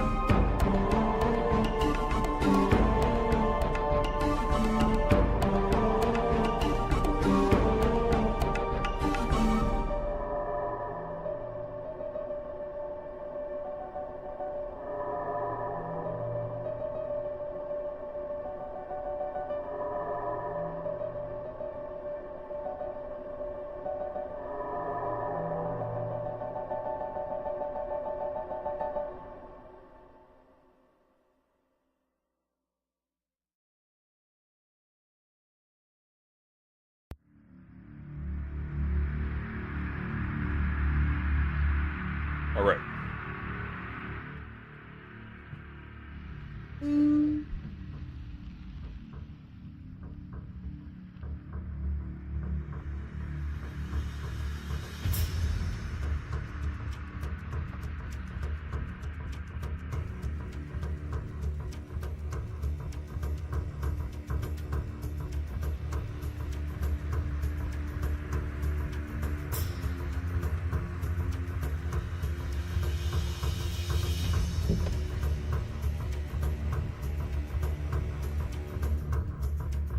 Okay. So we don't have a lot of time left. So what we're going to do is something I've been meaning to catch up on, and you're all going to hate it. You're all going to hate it a lot, but that's okay. Addressing Chudlogic's slander. This is kidology. I've been observing this for a couple days. I don't fully understand what's going on, but we're going to now. We've had our theory for today. It involved TikTok NPC memes. I'm so sorry. C'est la vie. All right. This is a very, very unamused looking kidology. She's growing on me a little bit. Just a little bit. Addressing Chudlogic's slander because I'm done being cordial and patient with a man-child. I don't know why this is in brackets starting at I'm. It should be bracket because I'm done being cordial and patient with a man-child. You are English, madam. You need to get this correct. I spit out my tea in your general direction in contempt. But let's see. I am legitimately curious about what the hell's going on here. So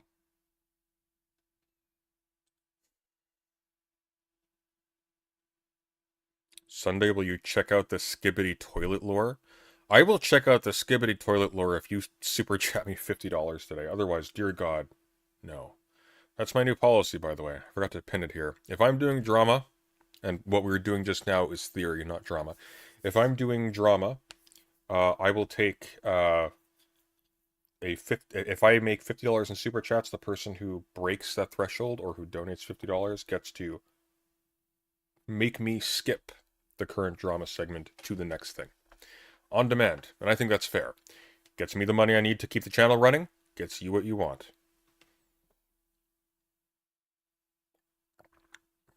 Sunday, please do some NPC lines for us.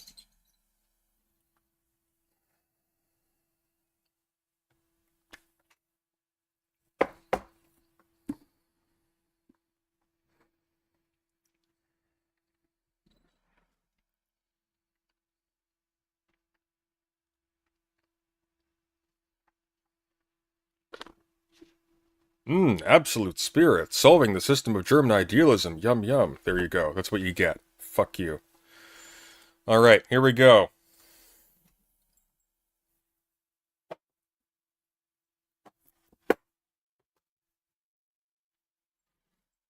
Buongiorno.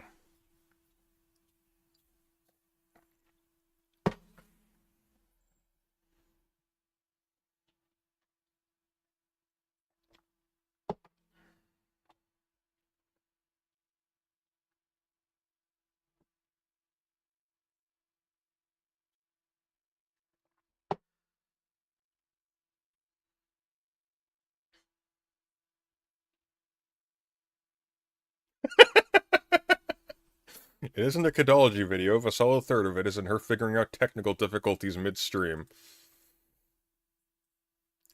You can't bloody hear anything. Hang on. There we go. See. No.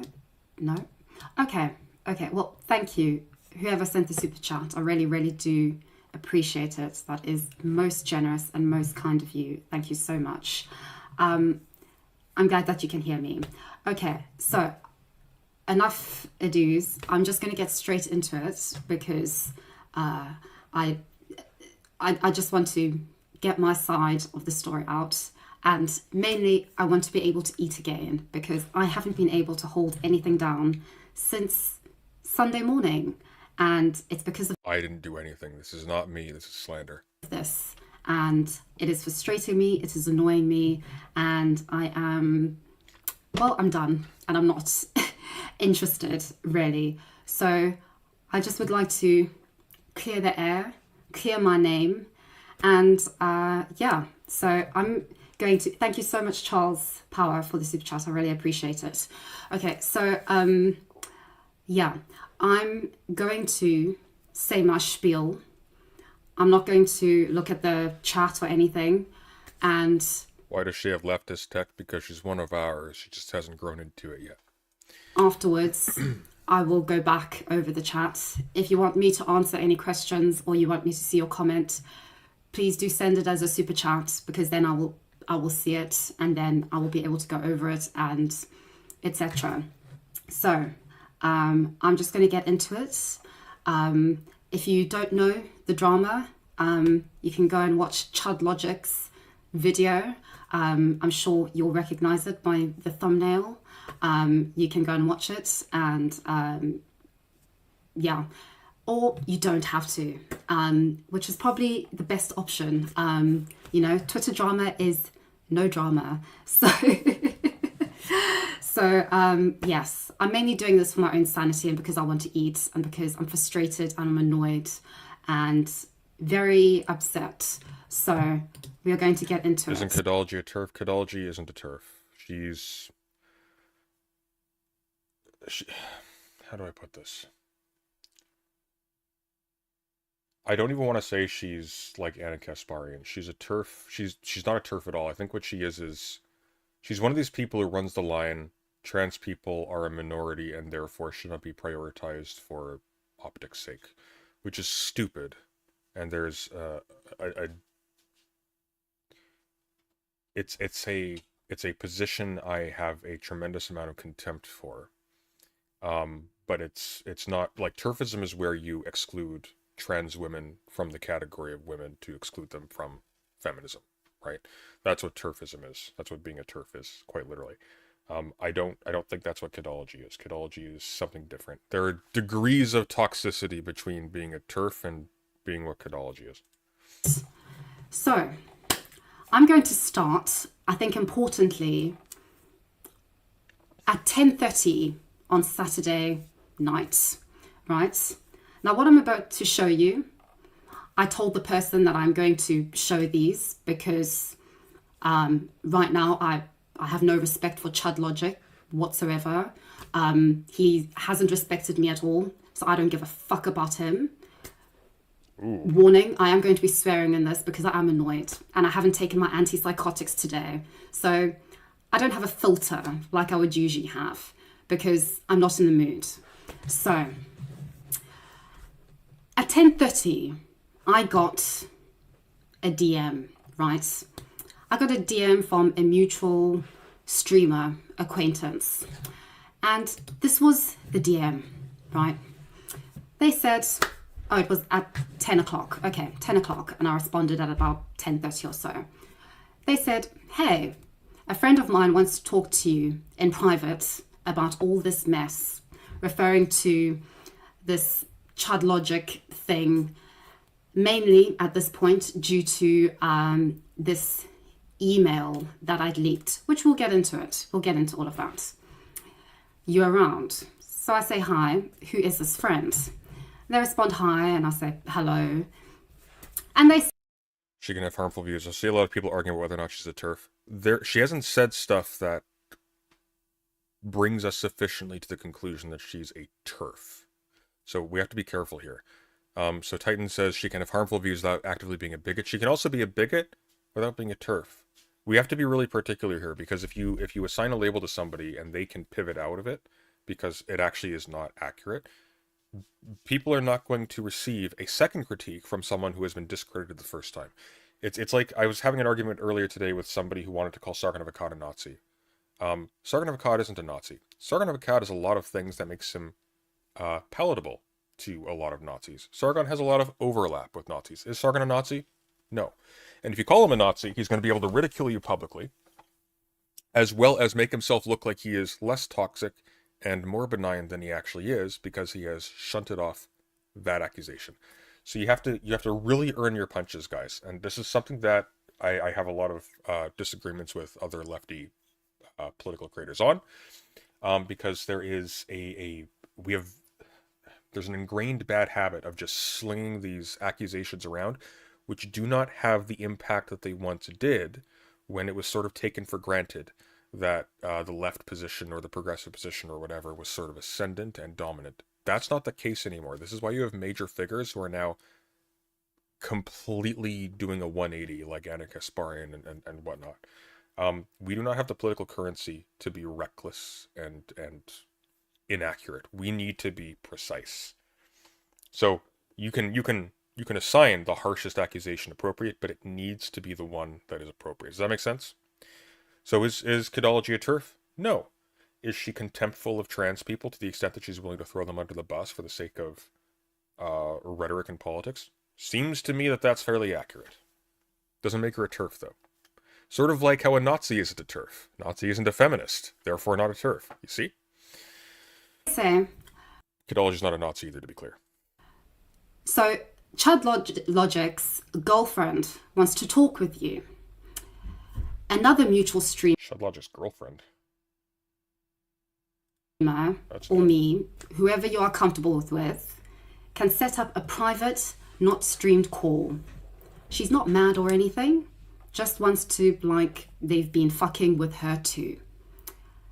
They refers to trolls, who I'm going to get into, because I know exactly who these trolls are. I know exactly who these people are, because they have been trolling me and they have been writing on my Twitter since May of 2023. So in terms of like who needs to leave who alone, fascinating stuff, all of this. But anyway, this mutual continues and wants to get on the same page with you. So I respond because I'm very confused. I'm incredibly confused about all of this. And mind you, this is all out of the blue. This whole thing is out of the blue, okay? So I say, what does she want to talk about exactly? As soon as I was told she existed and another mutual streamer acquaintance explained things to me, I never spoke of nor referenced Chud Logic again until I got that email and was confused. We'll get into the email. I literally have no interest whatsoever in Chud Logic. Seriously, I was just happy there was another British person in this space who might get my sense of humour and bantering antics. They respond, I'm not crystal clear on it, but I can confirm this person is who they claim to be. I vouch for them. Obviously, at this point, I'm very suspicious and I'm very confused. And right now, even now, I'm incredibly paranoid about anybody who contacts me online because of this whole situation. I have lost trust in just everyone and everything. I don't trust anyone. I'm an island from now on. Right. Person continues. She mainly, I suspect, just wants to kind of figure out a way to get this to stop, since it's happening to her too. And whoever is doing this is likely to continue or do something else. So, this is all very interesting. Because mind you, just look at the time of this. This is all happening at 11 p.m. on Saturday night, okay? My time in the UK. And Chud Logic lives in the UK as well. And so we continue. This person continues and says, our mutual, another mutual, might perhaps be more eloquent and know more about the situation. If you've time, you can call her. She's available.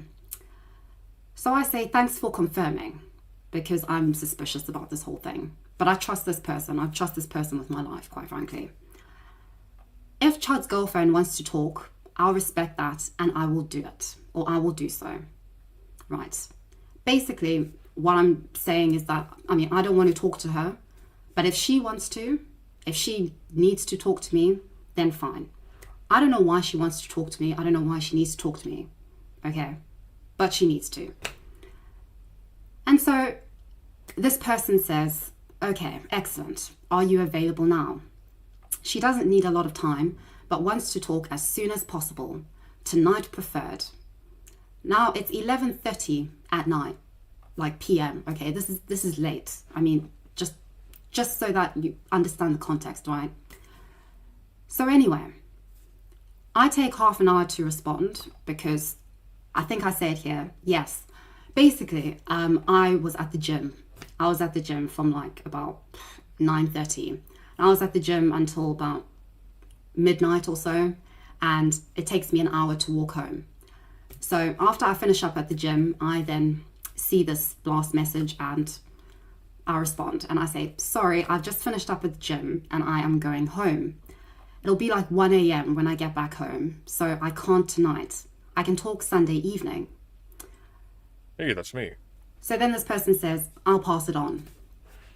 So right, during this time, I'm walking home, okay? Like, you know, just set the scene, right? It's pouring with rain, it's dark, it's, you know, England, it's cold, it's muggy. Just finished at the gym. I'm getting home. I want to get home, and the first thing, and the only thing I want to do when I get home is I just want to have a shower, want to get into bed, and I want to just, you know, do what I'm going to do on the weekend, okay? Which is like, you know, nothing, quite frankly. So, they say that they'll pass it on.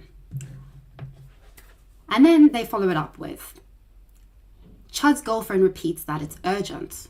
But yeah, I'm just the messenger here. I'm sorry to dump this all on you. So, as you can see, this was sent at 12:15 in the morning, Sunday morning, right? Now, in that time, I went in that like 45 minutes, 45, 50 minutes, right? I get home, I go, I shower, I am getting ready for bed, everything. I don't realize that she wants to talk to me ASAP, okay? Because, you know, it's fucking midnight. And then I go, because every night I check my analytics just to see how YouTube is going. I check to see how it's all like, you know, whether I'm doing well, how many subscribers I've lost, you know, all those sorts of things, whether I'm going to be able to pay rent. And blow me bloody well down, I see this video pop up. Sorry, just how she said that hit me funny. Blow me bloody well down. I'm like, oh, I recognize those tits, but I don't know why they are on that video. And I see that about 30 odd minutes ago, right, whilst Chud Logic's girlfriend is trying to urgently talk to me, Chud Logic, or his pathetic editor, DK, upload this video.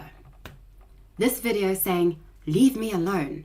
Kidology barrages Chud with unwanted sexual advances. And in the description, it says that I have been involved and complicit in months of sexual harassment of Chud Logic. And I see that and I think, oh, okay, wow, this is what? What is going on? Because this video tells me that I need to leave Chud Logic alone, but then his girlfriend is busy trying to talk to me ASAP at 1 o'clock in the fucking morning. So I think to myself, okay, what am I meant to do about this? What am I meant to do? And this isn't the first time that Chud Logic has conveniently put me into a situation. I think this is the first time I've seen her out of character. Where I have to make a decision, and whatever decision I make, I'm the bad guy. Sorry, not the bad guy, the bad girl. Because all of this is really rooted in a lot of misogyny and a lot of sexism, and it's pissing me the fuck off. So anyway, I'm in a dilemma because now I've said that I'm going to talk to his girlfriend and sort this out. But then in that exact time frame, Chud Logic / editor decides to upload this video. So blow me down. I'm very, very upset and very, very confused. So I say, you know what? No. Sorry, I have no interest in talking to her after this. The description says I've been involved in months of unwanted sexual advances at Chud, which is categorically untrue. And so this person says, noted, I'll pass it on. And that's the end of that. That was the end of my correspondence with this mutual acquaintance of ours. And I haven't heard anything else and don't wish to at all. So, this was all very interesting to me because what is fascinating about all of this is that I'm being blamed for the fact that Chud Logic can't establish boundaries with people. And I'm not. So here's the immediate retort to this, right? June 6th. She decides to do what she calls a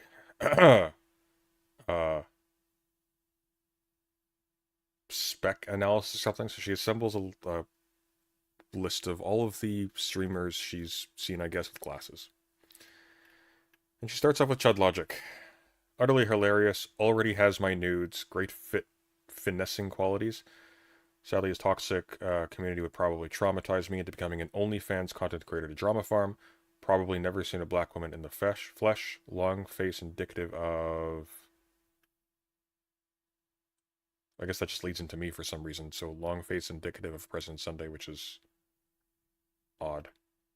But like that's easily read as sort of like a weird, unprompted sexual innuendo. So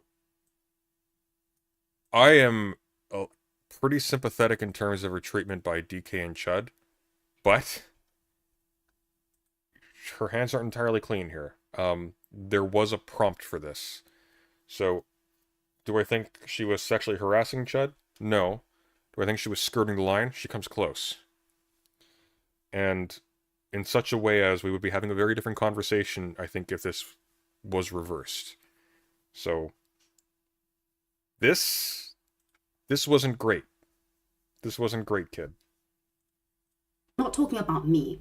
I'm talking about being unable to establish boundaries in his personal life and with this persona of Chud Logic, the drama streamer online. And him and... Why does Chud have her... Chud doesn't have her nudes. That's the innuendo that's unwanted. Like, that's... Just don't say that to people, okay? Just don't. Just don't. Not unless they literally do and it's a statement of fact. Just don't.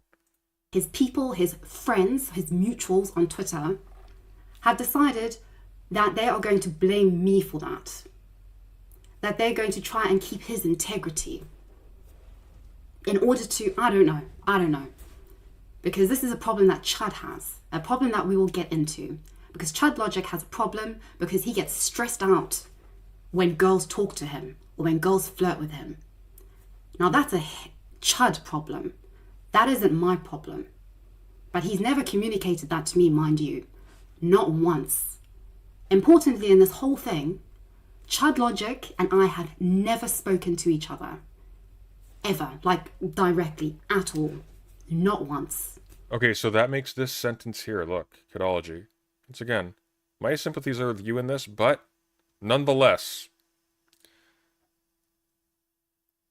that's not an argument you should be making when you've led with this. Already has my nudes. It sounds weird, okay? I get it was a joke. It's like look, here's mine, okay? Also, his love of anime confirms a likely odor. This is actually slander. I will not even stomach having a shirt that is slightly sweaty from being out in the sun on me without showering. But, you know, it's a joke. Vosh, best smile of the whole bunch. Fetish for black women is something we'll get through together. It's a joke. Like, all of this is clearly a joke. Irrational Chad specifically gets the innuendo here. If you're acknowledging it makes him uncomfortable, or actually better, no, scratch that. If you have not spoken to the guy, don't presume that this is something that will be well received. It's weird. It's a little weird. I noticed this when I was criticizing Not So Erudite as well. She really liked to go on, oh, you're just secretly attracted to me, that kind of thing. It's really gross. Do I think she had ill intent? No. But this is, you know, this is not how you deal with strangers, especially not in a public capacity. Can I flirt with you, Mr. President? If you super chat me. Just so that you know all of that, that's where this all starts. Because that's when things get a bit confusing for me. And I'm very confused at why this is happening. I'm very confused when I watch this video, why he's saying these things about me. Why he's saying, for instance, And I quote in the video, you can watch it, I'm not watching that video again. He says that I shouldn't have to put up with this shit every couple of weeks. And I wonder, like, what is this shit that you have to put up every couple of weeks, right? He says, and I quote again, if I was a woman, this would be completely different. Then he says, at least message me. Don't publicize things. That is the email that I publicized, which we will get into, which I don't know why he cares about, because allegedly he didn't even write that email. That's interesting. So ChudLogic, I think, has been maintaining, or at the very least, it has been maintained, that the email in which he addresses Kidology is, what does he say, like, hello woman or something? That wasn't him. So you have my attention now. And he says, don't publicize things like this. I just want her to stop. What do you want me to stop, Chud? I'd be absolutely fascinated, because I got really paranoid about this whole thing. And I was up all night, worrying and fretting because I was being painted as some kind of sexual harasser of male streamers or whatnot. And I was like, oh my gosh, have I actually done something wrong? Like, what is going on?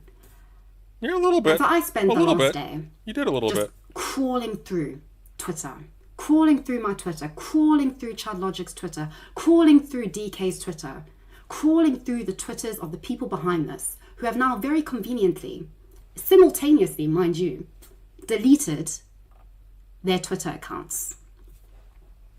So that's quite telling, isn't it? That they both decided to not only create their Twitter accounts at the exact same time, but decided to also delete their Twitters at the exact same time.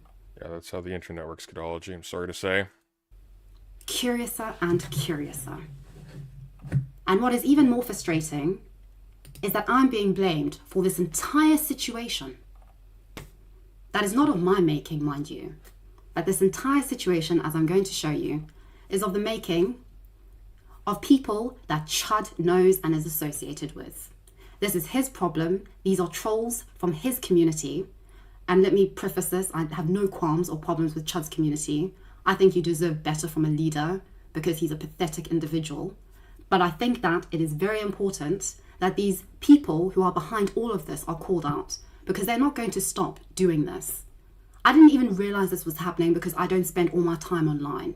It was only when I went through my Twitter and looked at who was replying to all of my tweets, who was always referencing me, who was always atting me, who was always atting ChudLogic, that I realized who the people were who were behind this whole thing. And I don't know who they are aside from their Twitter accounts, aside from the video which they made prior to this video, which ironically has exactly the same footage, like to a T, the exact same footage as the footage that is used in this video that DK or Chud uploaded to Chud's channel. So I find that very curious, how this person or these people had the exact same footage, like the same edited footage used that is in this video. It's not available now because they privated their YouTube, they deleted their YouTube or privated that video. It's not available anymore, obviously, because, you know, they realized that this probably isn't working as well as they thought. And they started to realize this when I publicized that email, of which Chud blamed me for, like, I don't know, problems created and that I'm stalking him, when all of this is contrived by people that he knows. So anyway, let me continue because, yeah, as I said, I need to eat. I am hungry. So, the people behind this whole thing, based on me going all the way through my Twitter, I had to waste an entire day doing this. This is stuff that ChudLogic should be doing. He should be sorting out people who are messing with him and messing with his life and his community. He shouldn't be scapegoating me for it, just so that he can save face with his girlfriend. He should instead deal with it like a man. But of course he isn't going to, because that is just not what ChudLogic does. So, the people who are behind this are these two people. The one is called Adolf Hustler, This person has now deleted their Twitter and completely erased every sign of their existence. So don't bother trying to find them. But what I find very interesting is that look who follows them. Look who follows this person who has only 18 followers. Chud Logic. So I'm going to infer from that Chud Logic knows who this person is. That's a bad inference. I follow a lot of people who just happen to respond positively to something I tweeted at one point. Oh, and then I forget them forever. I never have any understanding of who they are. And maybe at the time he wasn't even called Adolf Hustler. He may have been called something different. Like you can change your name, and I think even I think you can even change your @ actually. Maybe not in the flesh, but at least knows of them. They're in their community. I mean, it's quite weird for a really big YouTuber, right, or streamer to follow somebody with a measly... It's not. I'm so sorry, it's not. A measly 18 followers. Look, I'll show you. It's very easy, actually. So if I look at your Chud Logic, or I guess it's Irrational Chat, it's right here. So he follows 1,045 people. Let me blow this up for you so you can see. 1,045 people. These are the people he follows, okay? Not every single one of them is going to be big. I would wager the vast majority of them are going to be tiny. Look, he even retweets some tiny people. Here's some guy called Bare Knuckle Sandwich. He has 21 followers. Look at this. 21 followers, followed by Irrational Chat. Let's scroll down a little bit more. Well, a lot of Bare Knuckle Sandwich lately. That's 15,000. Okay, that's pretty big. Shoe on Head, Aristocracy, pretty big. PSA Sitch, pretty big. Mind Waves, he's 4,000. He's about my size. Andrew Wilson. I think Andrew Wilson's actually pretty small. He's only got 3,000 followers. I mean, the top one's that tiny at least. Brother Malcolm, 2,000 followers. 3,000 followers. Come on, Twitter, come on. Confirm my biases. 2,000 followers. Dingo. There we go, 839. And he follows me. Cactus. 800. Oh my god, I have somebody tiny left over. 11,000. Oh, Pawsfish. I don't think Pawsfish is that big. Yeah, 2,000. Still pretty small. Anyways, look. The one that's pinned up here. We'll stick with this one. The pinned one right here has only 21 followers. So that is just 3 followers more than this person you're highlighting in this video. And this is why, kids, you always confirm your sources before you start talking and referencing them live. But nonetheless, it worked out in the end. I don't know. All of this is just so curious to me. Thank God he pinned that one, huh? I'm so sorry, but my girl brain is just exploding with all of this information. The other person is somebody called Heavy as the Mountain. Now, what I find really interesting about these two people is that since May of 2023, and as you can see here, both of these accounts were created or joined Twitter in May 2023. May 2023. Both of them have been incessantly commenting on almost every single one of my tweets that I make. They were always, before they deleted their accounts like yesterday, they were always saying something. They always had something to say. It was never something nice. It was always something vulgar. It was always something cruel. It was always something to do with my sexuality. It was always something to do with them knowing better than me about something that I was saying. Just not really nice things. Of course, I didn't care enough about it because, it's Twitter. Everybody is projecting to an extent. But it was just really interesting. And what I found most interesting, and when this all started to sort of, I think in a weird way, some of it started to come together, was when I went through my DMs and I saw that I got one from this person, Heavy as the Mountain. And they wrote the following on Wednesday. They wrote, "You know, we can all tell you have a crush on Chud Logic, right? I'm not saying this to expose or accuse you. I could be wrong. But it's something people talk about in Discord. People assume as much based on how you act. It's pretty weird.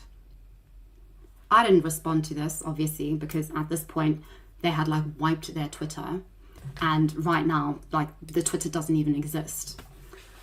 But I found it really interesting how out of the blue this person just sends me these 2 messages. And I think, okay, that's weird. So then I look and I realize, like, I know, didn't remember the name very well, but I remembered that because I remembered that from a Studio Ghibli film. I remember that face. And I remember that face always being in my comments, always. And it was just, things started to like click gradually. Now, what I find really interesting is how both of these accounts were firstly created at the same time and then deleted themselves at the same time.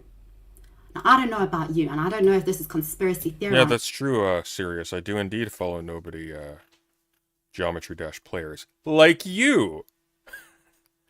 Thank you, Shai Halid, for the, very generous $30 US. I really appreciate that. But usually when people create sock accounts, right, they'll create like a few, and then like when they get discovered, they'll like delete all of them or something like that, right? Which usually means that there's one person behind these sock accounts. Okay. It doesn't follow there could be 20 different people who are doing the exact same thing. Like, if one person got the notion, somebody else did. It's just how it is. Like, for God's sake, they could have been talking about this as a joke in ChudLogic's Discord server, and some lurker who never interacts with them might have gotten the idea. That's a possibility. There's a lot of those. You just don't know. I'm sorry. Like, it's perfectly plausible, Kidology. All of this is perfectly plausible. Won't hold up, though. And to be fair with you, my money is on this guy. Because this guy has a real weird interest in me. Mine's not, and I'll tell you why. There are people in ChudLogic server who will engage in this stuff. DK is a weird combination of pretty tight OPSEC when it comes to his identity, and zero curation when it comes to what he says under his brand. Directly connected to his job under ChudLogic, right? To the point where that's become a problem for a lot of people. This is not the kind of thing I would see DK doing. I would see DK doing this under his own name publicly. I don't know him personally. It's possible he would engage in this kind of thing, but there are enough other people who would. I don't think hitting on this one in particular helps. Especially if it's not him, because then he can just lay bare like all of his communications or whatever, or he can just demonstrate you have no proof, and then the accusation is discredited, which means that the accusation against anybody else is de facto discredited as well. That's how it works. You really have to, like, you kind of got to be careful here. Oh, so very weird. And there are a few of them that we're going to talk about, because they are just a piece of cake. Really, they are a piece of cake. This here's DK, and he is ChudLogic's editor, and he edits for other people, I'm sure. Now, I didn't know any of this lore behind ChudLogic and his editors because I don't watch ChudLogic. Like, literally, I only watch ChudLogic when I'm featured in a thumbnail, which I have been on several occasions. Talk about who's leaving who alone, but anyway, I digress. So, I didn't realize the whole lore of ChudLogic and like Discord and everything. I only discovered all of this yesterday. And it was really interesting to see like things that this DK person has tweeted, like, you know, about me. And it was interesting because I saw this tweet right at the top. And it's really interesting because we'll get into this with regards to the emails from the troll. But so much of the language that is used by these people features almost word for word in the trolling emails that I got. And this is one thing that DK says. He takes my response. Now, I made this response saying the trolls and Chud deserve each other. And I did that as soon as I had this, I posted saying that the trolls and Chud deserve each other, right after I'd had this conversation with a mutual streamer about Chud's girlfriend wanting to speak to me ASAP at midnight/1 a.m. in the morning. And also after his video had gone live with like my boobs, as if I'd like sent him this picture of my boobs or something, which I never did, mind you. I've never taken a nude photo in my entire life. Like, I'm a freaking femcel. Like, I'm so kosher. Like, Can you imagine me ever taking a nude? Destiny did say he's hesitant to engage with Chud Logic because of his editor, but to be fair, that's because his editor asked him in front of a crowd of people in Chud's server about about his affair with Lauren Southern. So I think it was about was it about who was it who was speculating that he had Lauren had his baby or something? It was something weird. So No. it's not that may be a sore spot for him. I don't think it's necessarily reflective of his actual attitude. Wow. But anyway, so DK says, we live in a world where a woman can actually just say, you deserve it, after months of sexually harassing somebody and get majority support. Don't let that black pill, you guys. Interesting. Where have I heard that before? Well, I will enlighten you in due course, because I have heard this before. Better be impressive. I have heard this before. So what I found really interesting about these guys is when I would look at things that they'd responded to, things that I would. Okay, what am I looking at here? It's a sick Kadology queen of doing no research on situations and backing some of the most toxic women in the space. Female rapists needs together. Classic woman moves to play victim when being called out for harassing behaviors. Okay. Wasn't even referenced in directly, which I found really interesting. This is just to show you that their accounts, they've deleted their accounts. They're gone. Both of these people are, that's Heavy, what's his name? Heavy as the Mountain. Yeah, that's Heavy as the Mountain. They just changed their name as if I don't know. Because they realized that I was onto them and I knew them. And then Adolf also Well, hang on. Heavy as the Mountain, 0 followers. I thought Heavy as the Mountain didn't have 0 followers. Let's go back a little bit here. Do we have Heavy as the Mountain on the screen? Joined May 2023. Mountain Dew 23. Okay. Let's double check this. Doesn't say when they joined. 0 follows. Does Heavy as the Mountain follow anyone? Doesn't say. I guess that's in DMs as opposed to, it'd be helpful if we could see the actual main Twitter page, but I guess we can't. Whatever. Yeah, that's Heavy as the Mountain. They just changed their name as if I don't know. Because they realized that I was onto them and I knew them. And then Adolf also that account just disappeared and vanished. So that was cute. But anyway, what I found really interesting was looking at things that they've said. And what I also noticed is that well, here's the thing. It's what if they were banned? What if they didn't even delete the accounts? What if they were just banned? DK and Chud Logic aren't in a vacuum. They're able to do what they do and continue to do what they do because a lot of people have fun with it. And there are a lot of people who think Chud and DK are cool, and those people are dumb, but they'll have imitators. There's nothing here connecting this to anybody in particular. This is a reach. I'm sorry. they would say something, they would leave it up for a few days and then they delete it. Okay. They didn't want any evidence of the things that they'd said to me or about me. And, so that, it just, I wouldn't see it. So I found this really interesting. Things that these individuals have said about me, right? So anyway, another streamer called Sick Unchained, who is an absolute moron in his own right, says, that's true. Kidology, queen of doing no research on situations and backing some of the most toxic women in the space. After I made a joke about another streamer called Grace Thorpe, okay? And so Adolf Hassler responds, female rapists need to stick together. That's nice. That's sweet. Interesting how this person seems to be obsessed with every single reference to me and has to respond. Addressing Chud Logic slander. We have 2 minutes left, Kidology. We are not really addressing the slander here. But I'm the one who won't leave Chud Logic alone. This person also said, before deleting... Streamed live. Oh, this is a live stream. Only 30 minutes, huh? We'll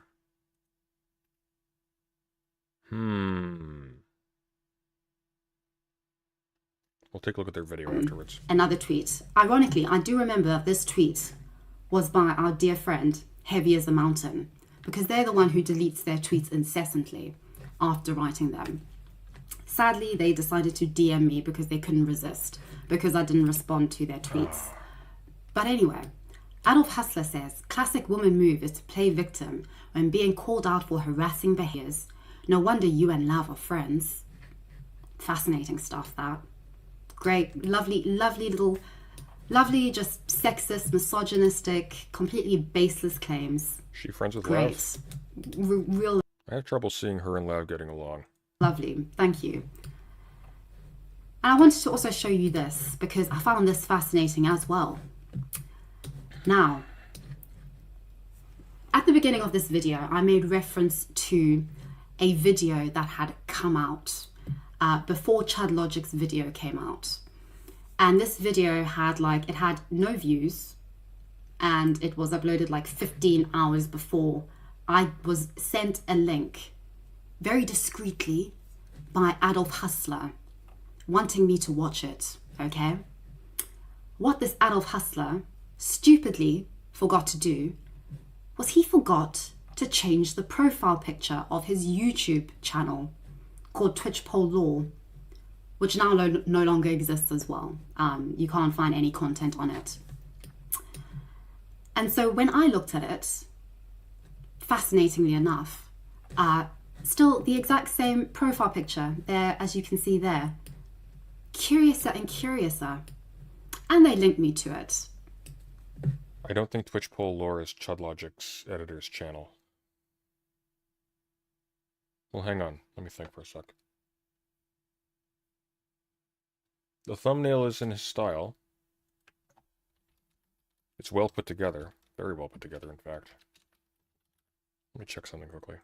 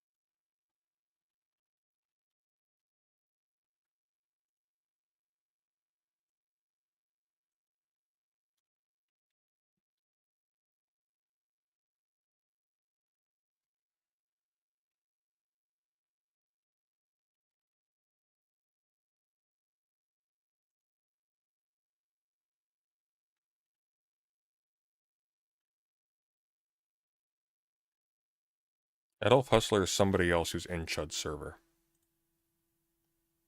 This is not DK. In fact, there's an easy way to determine this.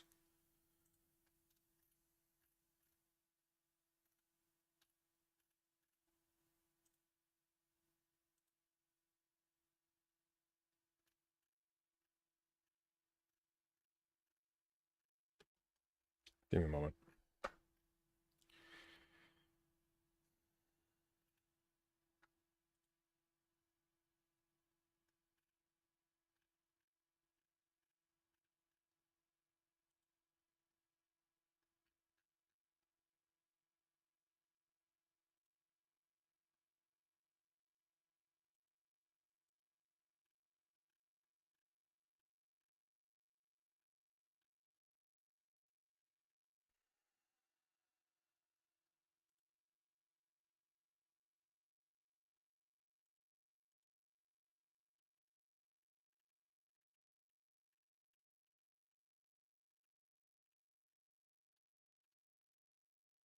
Maybe not.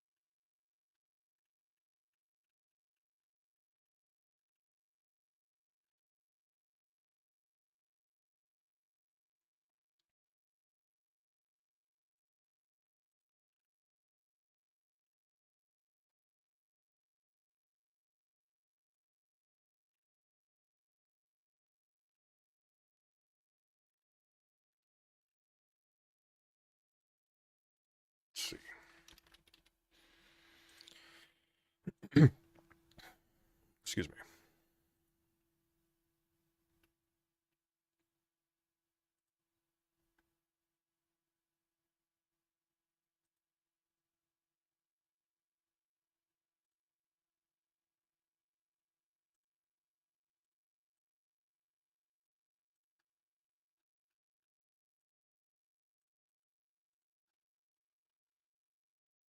Maybe I spoke too soon.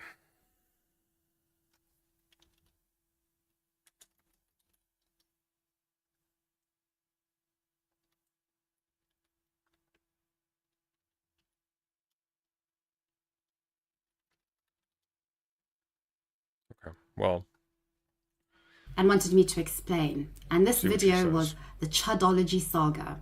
Chudology's unrequited crush ends badly. Wow.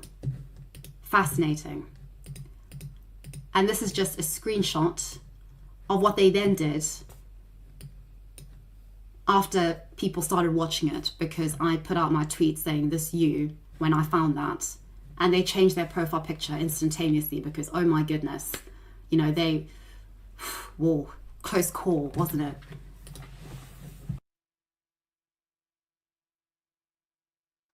All right.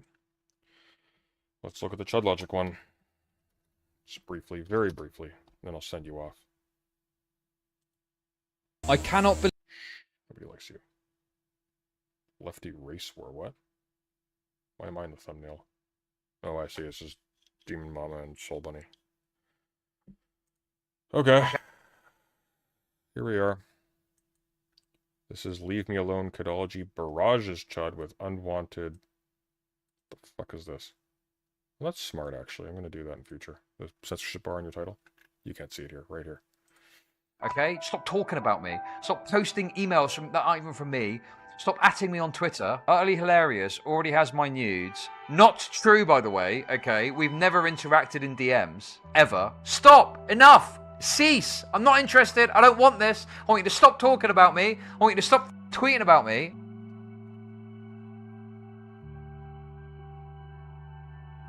Okay, right. I don't know what the fuck. Okay, I didn't really want to address this much. Kidology is fucking insane. I don't know what the fuck she's thinking. Okay, she's putting out like a tweet, atting me with someone that's emailed her from Chudlogic, which, by the way, isn't fucking me. Literally nothing to do with me. Okay, some fucking fake troll account that's probably trying to wind her up or do something. Who knows? And she's putting it out there, and she's going, oh, look, Chudlogic, what are you doing? You're like, are you insane? Someone is fucking trolling you. You could have, we mutuals on fucking Twitter. She could have just reached out to me and gone, oh, what's this? Is this you? And I'd have gone, no, that's not me. You know? I've got no fucking interest in really talking to you because... She made insinuations in that video we just watched that the emails were not from Chudlogic. I didn't see proof that they were. So I don't know why she's pushing that. If you have no evidence, you have no evidence. It's just the unfortunate fact of life. Even if you're right, if you can't prove it, tough. That's how it is. Because you're really fucking weird. You're really fucking weird about stuff, okay? I tried to play it off initially as a sort of chill thing when she made a joke about, you know, me being able to share her nudes. And I foolishly thought that just kind of casually downplaying it would be sufficient. But no, she seems to endlessly, constantly fucking put out little things about me. Also, Chudlogic has a history of being... as far as anyone is concerned, falsely accused of grooming minors online. This has been gone over with. He has not done so, but I can understand why this would be a sticking point. Like, this would be a sore spot for him. I actually have a suspicion that this was a major thing that sort of pushed him to be sort of where he is now. Is Kidology, this is why you don't talk to strangers this way. This is so basic. Basic social skills. Come on. I know you have the wherewithal to do that. Don't make innuendos against random people online, especially in a public venue when the people you're talking to are in public-facing careers where this can seriously hurt them. It's just not rocket science. It's so weird. Like, fuck off, okay? Stop talking about me. Stop posting emails from that aren't even from me.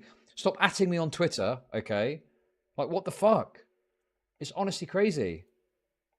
I don't get it. I've never responded to her. I've never even spoken to her directly. It's so weird, you know? It's so weird. And I'm like, I don't know, you know, like, is my lack of response not adequate? Like, do I need to spell it out to you? Like, stop. Cease. Don't fucking share emails and be like, oh, Halt. Chud's messaging me. No, I'm not emailing you. You're insane. That's not me. Literally nothing to do with me. Well, I don't need to write a twit longer. She just needs to shut the fuck up. I just don't understand why she keeps going. Like, obviously, I'm not interested, you know? It's something personal. I'm just, you know, I'm just not interested. And it's simple as that. I don't know what to say.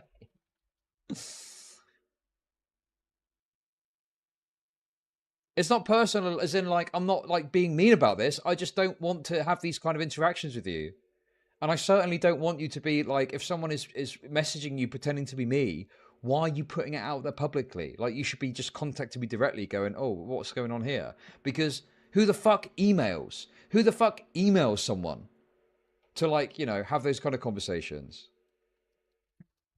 And then she put out another tweet, which was like, was it about me? Wasn't it about me? Like, I don't know. But then she says like, oh, she said something like, oh, it's so horrible when guys are like this and they want to be discreet about it. Da, da, da, da, da. And I'm just like, is this even about me or not?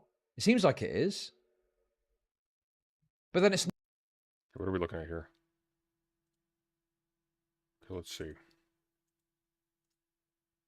But then it's not me. I'm not talking to her. I've not spoken to her directly once. Okay, this is the original message. Somebody, like, she even says that my email was hacked. It wasn't hacked, by the way. My email hasn't been hacked. It's probably just someone that's like chudlogic1@gmail.com. They probably set up a fake email account or something. Best email that I cannot make sense of ever. Senzi says he said as much in his stream a few weeks back that the way leftists were chomping at the bit to condemn him and demand he repent. That's for something else, though. That's not for the grooming allegations. That is different. Also, like, he knows that this is not representative of everybody. That's a small subset of people that were jumping on that. Correction, hello, white woman. And for non-Brits, this is an example of banter.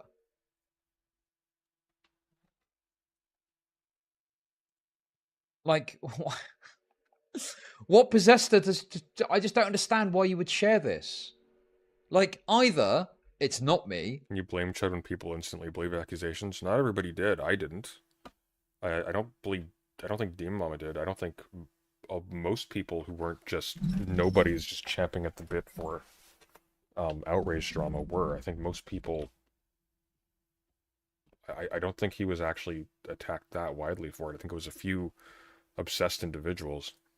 Just to be explicitly clear. I could be wrong about that, but that was my perception. Either it is me, okay, and I'm sending you a message and you're immediately sharing that with everyone, even though if it was me, I'd obviously want it to be discreet. It's not me, to be clear, but if it was, this would be an insane thing to do. But it's not me, and this is a fake email account. And this is a fucking fake email account, and she's sharing it. Why? Why would you do that? Like, she herself recognizes it's probably hacked. It's not me. I've not sent her this message. Oh, DJ Mule did? No, that's par for the course for DJ Mule. Man. DJ Mule's platform is less sustainable than mine, which is incredible considering the amount of scaffolding he has. This tweet.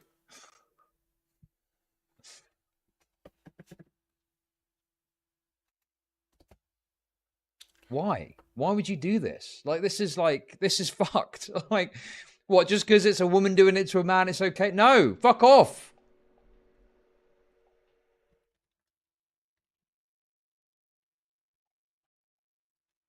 Which maelstrom is the best specs? Utterly hilarious. Already has my nudes. Not true, by the way. Okay, we've never interacted in DMs ever. Okay, as far as I can remember, and certainly she's not sent me a nudes. Okay. Great finessing quality. Sadly, as toxic community will probably traumatize me into becoming OnlyFans content creator drama farm. Probably never seen a black woman in the flesh. Long face indicative. Okay. Is that a reference to my... Dude.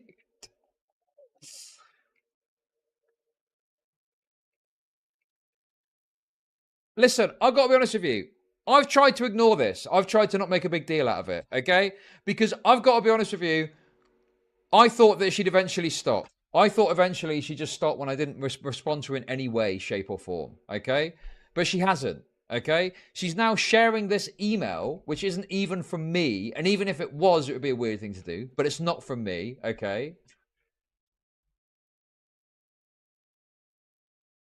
The hell's going on? And the problem is, now I'm getting fucking paranoid thinking, is this about me?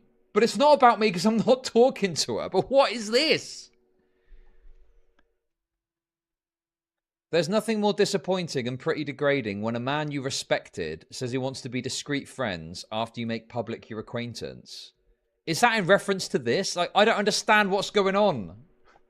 Is this about me or not? I don't know. Men, if you want boundaries, tell a woman before she misunderstands a situation his words. I don't want to be in. I'm not interested in kidology in that way, any shape or form. No, thank you. I don't mean to be rude, but fuck me. I'm just, it's not, no. All right.